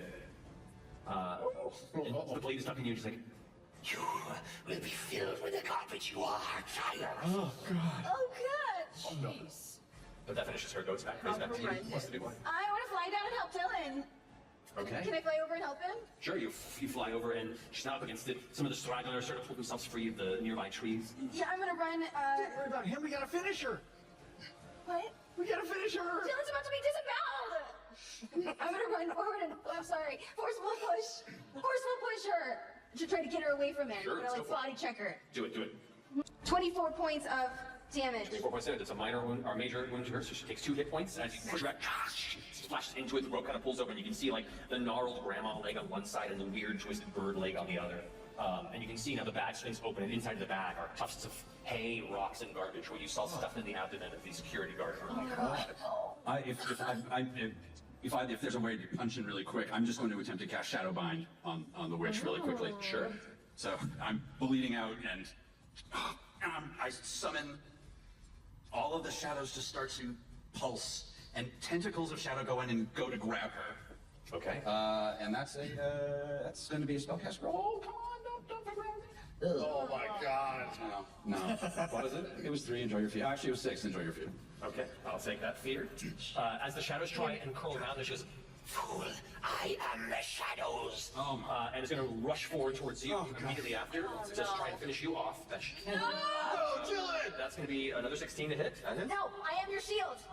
I'm gonna step in front. Okay, well, that's stress and step in front. Bethany, what? How many points does she You take- have? Oh, Oh my god, his face. 38 points of physical damage. Oh my god. That's a severe, but I'm unstoppable right now, so I'm gonna take that severe and mark it down to major. Okay. And then I'm gonna use my armor and mark it down to minor. Oh, wow. Hell yeah. Oh, jeepers. That's how you do it. Wow. Okay. And then I'm going to spend a fear. She did successfully. So I actually. And I'm gonna use vengeance. I'm gonna spend a hope, Okay, and I'm gonna well. make her take. I'm gonna gain a stress Go for slot, it. and I'm gonna make her take a hit point. Go for it. Also, all 3 of you lose a hope because she successfully struck you and you're all next to her in close range. So you feel just her presence. Each like a successful strike on her, it like saps your ability to think you can get out of this, but you keep trying to push through. All right, so you go ahead and do vengeance strike on her to do a Yes. point. You got it. All right. From that, the Spirit of Holiday Cheer is going to go ahead and spend a fear to get in there, and another fear to inspire myth, which 3 more of the struggle get up, so now 6 of them are. Just cry, damn In the it. middle of this chaos, I see Dylan almost get eviscerated. I think we're all gonna die. I focus on the fact that my father has never thought I've been enough, and that is why I fled to the stage, because I could never sculpt like him. My body goes slack and I begin to wander towards Ralph in the box. To be. Or not to be. I mean, that's kind of the question. Whether it is nobler in the mind to suffer the slings and arrows of outrageous fortune, or to take arms against the sea of weird Christmas shit. And by opposing end them, to die, to weep. And with that, I also, for good measure, pluck out a bunch of giant fucking Krampus nose hairs and try to cry in the box. Go ahead and roll performance check. Get him in there. Yeah. Come on. I'll assist him. I'll assist him. Come on. By pulling out additional nose hairs. From the other nostril. I'm pulling out areola hairs. All right, so you can add a d6 to the roll. I kind of like it. No! Come on. Okay. One of those was a d10. One was the D10. Let's not use that one. Let's use this one. No! It's with hope. 7 plus 3 for me is 10. It's a 15. Oh, that's exactly what you need.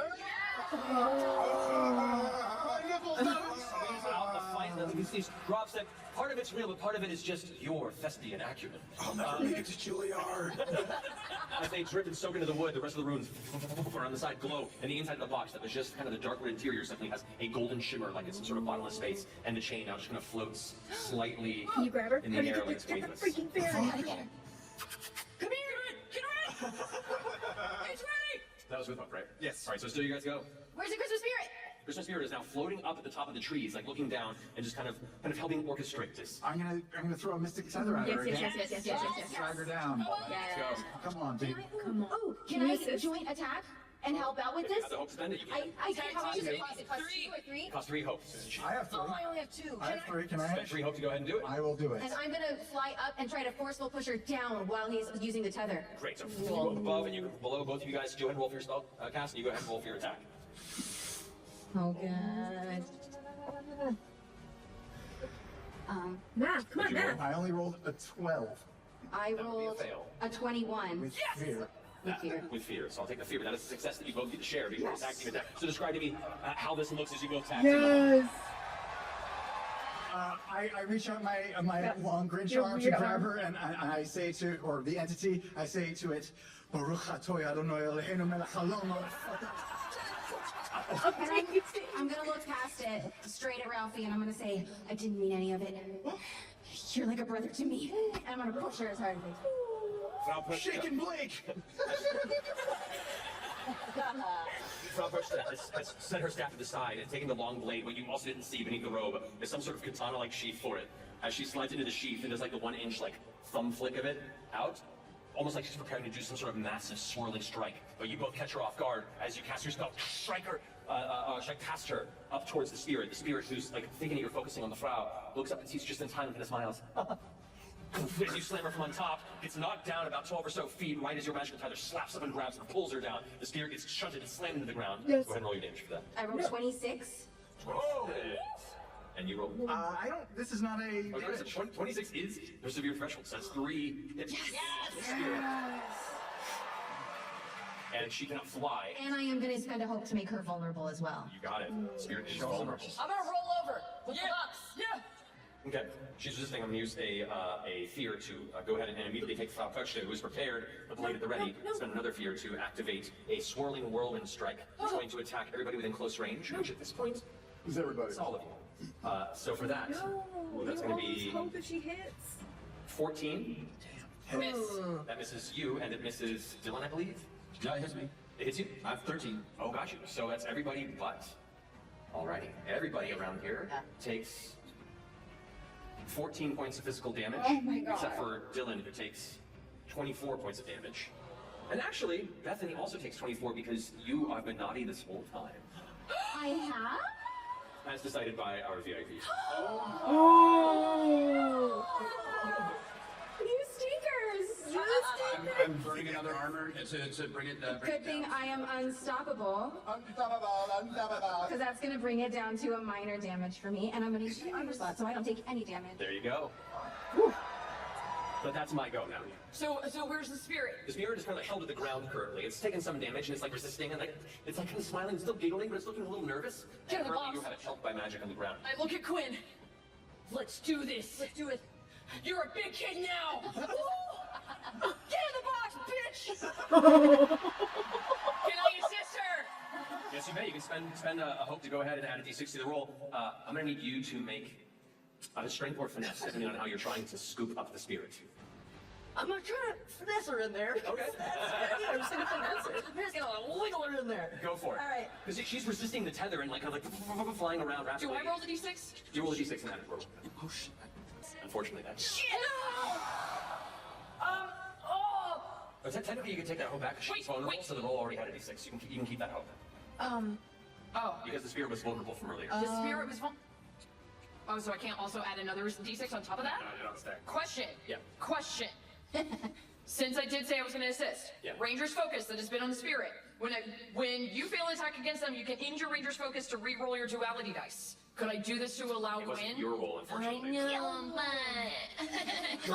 it's Critmas. Oh, but it's German. You get a potato. And with that, Frau Perchta is going to go ahead and try and come after you.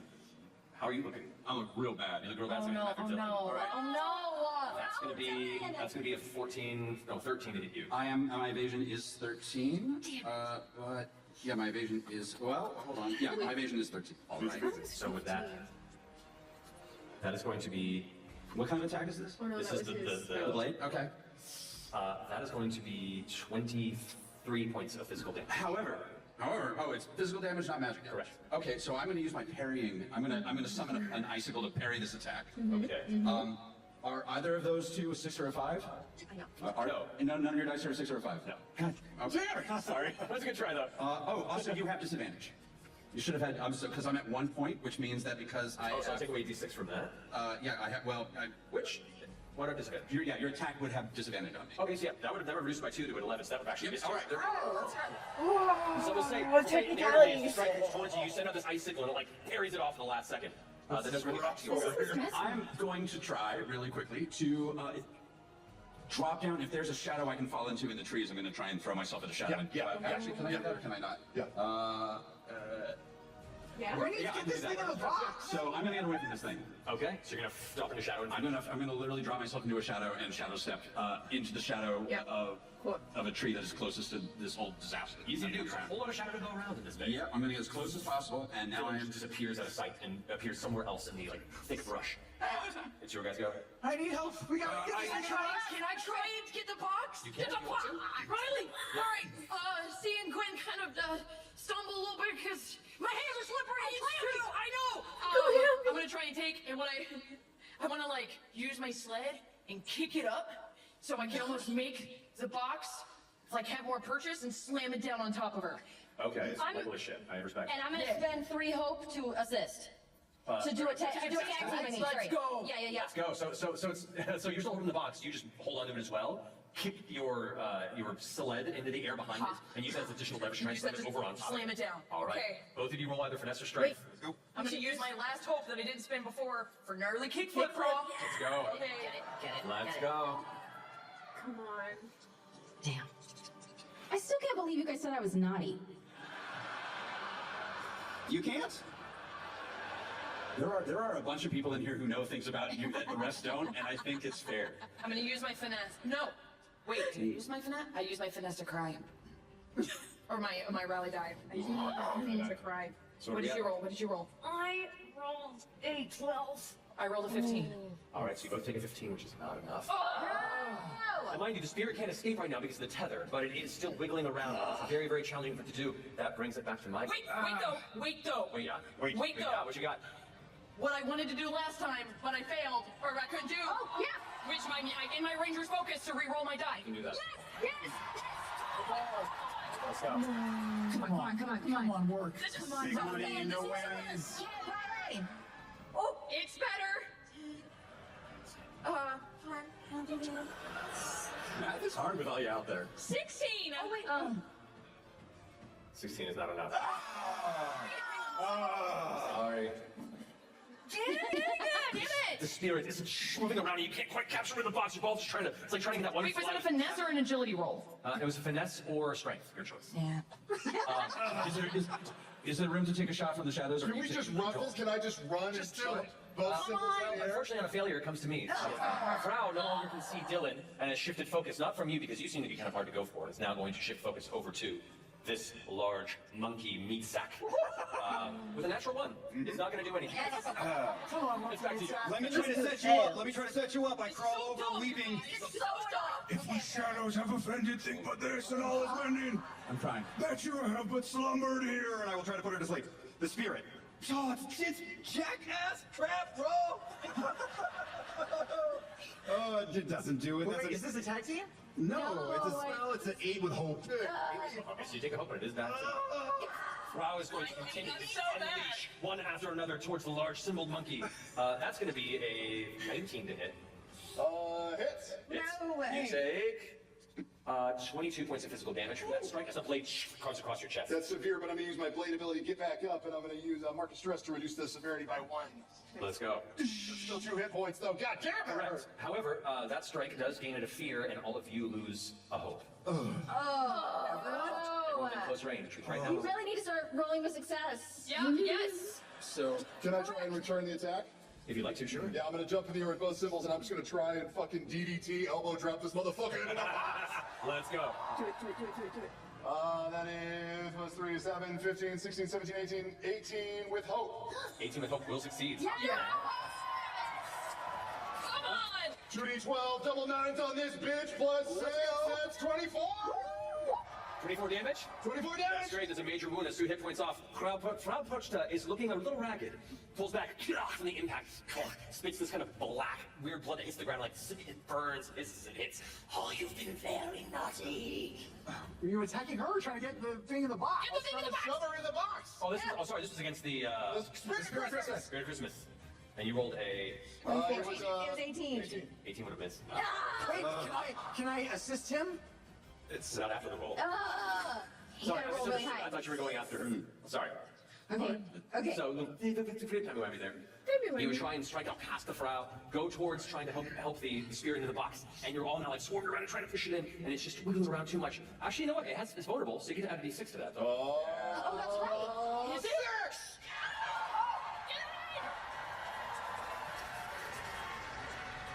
How do you want it?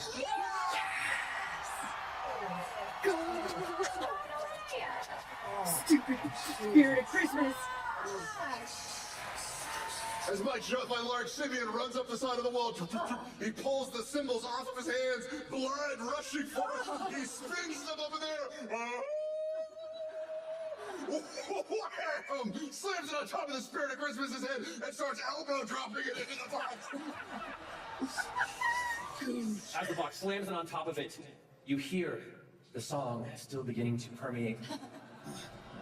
It gets louder and louder around as light begins to apparate. The trees begin to bend and turn inward. All the stragglers begin to rush out. Frau Perchtes no! Box hits the ground and light energy begins to streak out all sides. This heavy crack sound shakes the foundation around you, and all the building's walls nearby shift as dust kind of falls from the settled ceiling. Slowly, Yeah. silence begins to take the room as the lid is now clasped onto the box. Yeah. And the wooden hands now hold Are they the spirit of holiday cheer once again within its long, ancient sealed space. Who's crying now? A moment later, all the trees begin to crumble to ash, just leaving piles of dust on the ground, and you feel a soft, warm wind begin to surround and engulf you, picking up the dust and ash until it's just a cloud of swirling light. And then as it dissipates, you look down upon your now restored forms. Your teenage selves, a little scuffed, a little bloody, but back to normal. My skin cleared up. I'm still bleeding from like a wound in my torso. I don't think we have magic anymore. No, it does not feel good. I was at 1 hit point, so. You got real close to being disemboweled and stuff with stones and trash.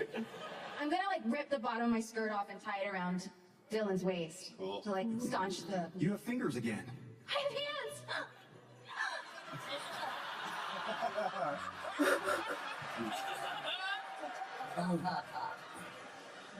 Cool. Oh, no wonder she's on the naughty list. Still circumcised. Wow. What a party. Oh, guys, the security guard. Maybe he'll come back to life. Nah, he's still eviscerated in the hall. Horrendous. He knew the risks. It's gonna be one holiday to remember. Hey, Dylan. Yeah. I reach into my Wanderer's pack because I can summon anything that I want once again. And I pull out Dylan's dad's wallet. Oh, God. Told me to keep an eye out for this. You found it? Wait, you still have magic?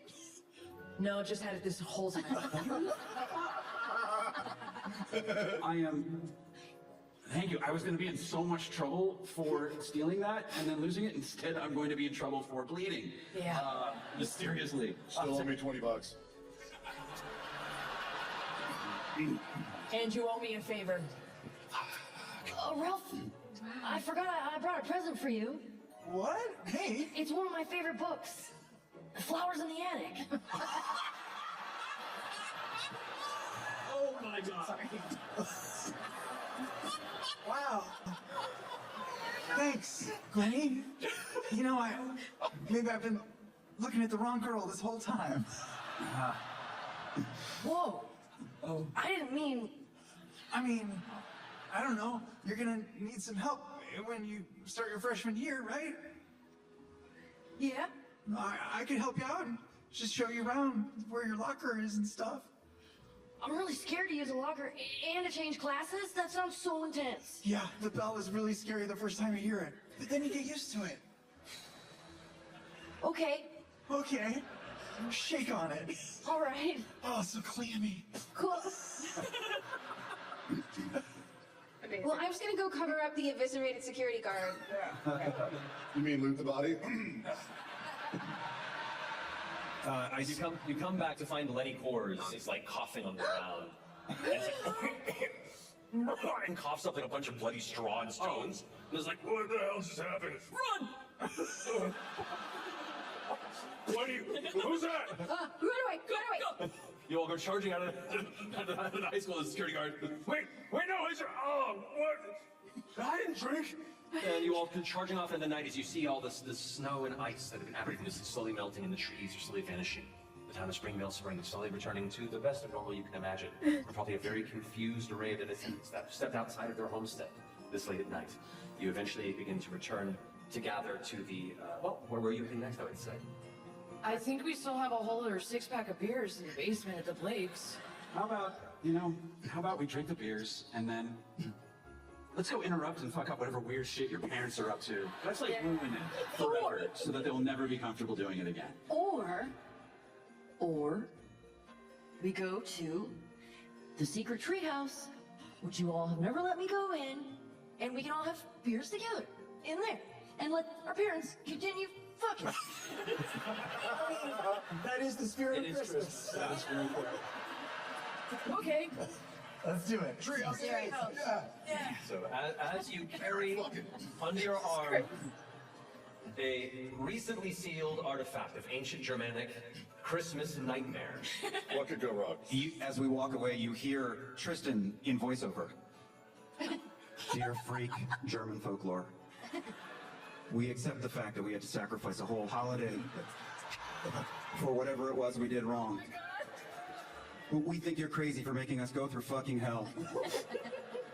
You see us as you want to see us. In the simplest terms, in the most convenient definitions. But what we found out is that each one of us is a Krampus. A snowman, a monkey, a Grinch, a dead reindeer, an abominable snowman, and a tree topper. Does that answer your question? Sincerely yours, the Critmas Club.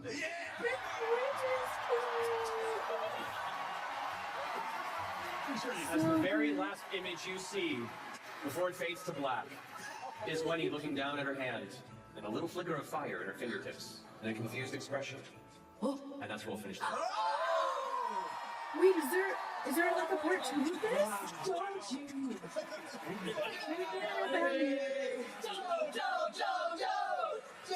Sing the song, we don't have the rights to it. Also, as a note, credit roll does not condone underage drinking. No. But no, thank you all so much for joining us tonight. Sorry it's so late, you guys. I know, thank you for hanging with us for this wild adventure. I appreciate you all so much. Merry Christmas to all, and to all a good night, I guess. Amazing.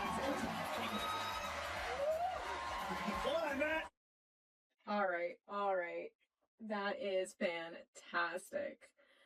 Guys, what a amazing episode we just watched.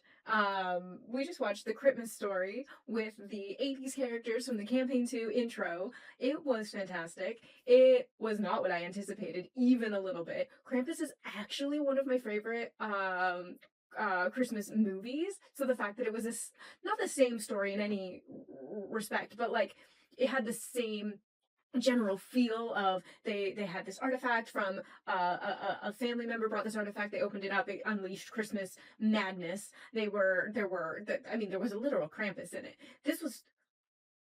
I could not have anticipated that this is what the story was going to be, and it was so good.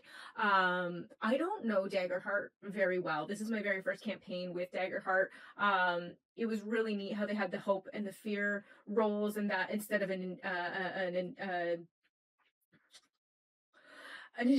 roll initiative order. So it was really cool to watch the different game system. It really honestly just reinvigorated my desire to play a TTRPG, maybe Daggerheart, maybe D&D, who knows, whichever one that works out for me. But that was so much fun to watch, and I hope you enjoyed, and I think that was fantastic. I have a couple questions. Is there another one? Like, she has magic right at the end. Does that mean that they'll continue the story this year for Christmas? Like, how does this work? Very curious. Or if they do a different holiday with those characters would be really cool. also, is there any fan animations of these? Because that would be super cool to check out. And any tips and tricks about Daggerheart if you have played a game before, because it just looks super fun and really cool.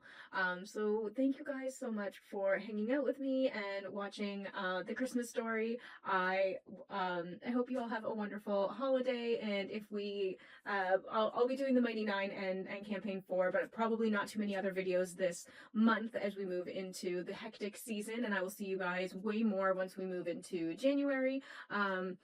But this was really fantastic, so thanks for hanging out with me. Have a wonderful holiday for whatever you celebrate, or just enjoy the time off if what you get is some days off work. But thanks again. Really appreciate everybody who like the videos, who comment on them, who have subscribed and hang out in Discord. It's been fantastic, and I will see you in the next one.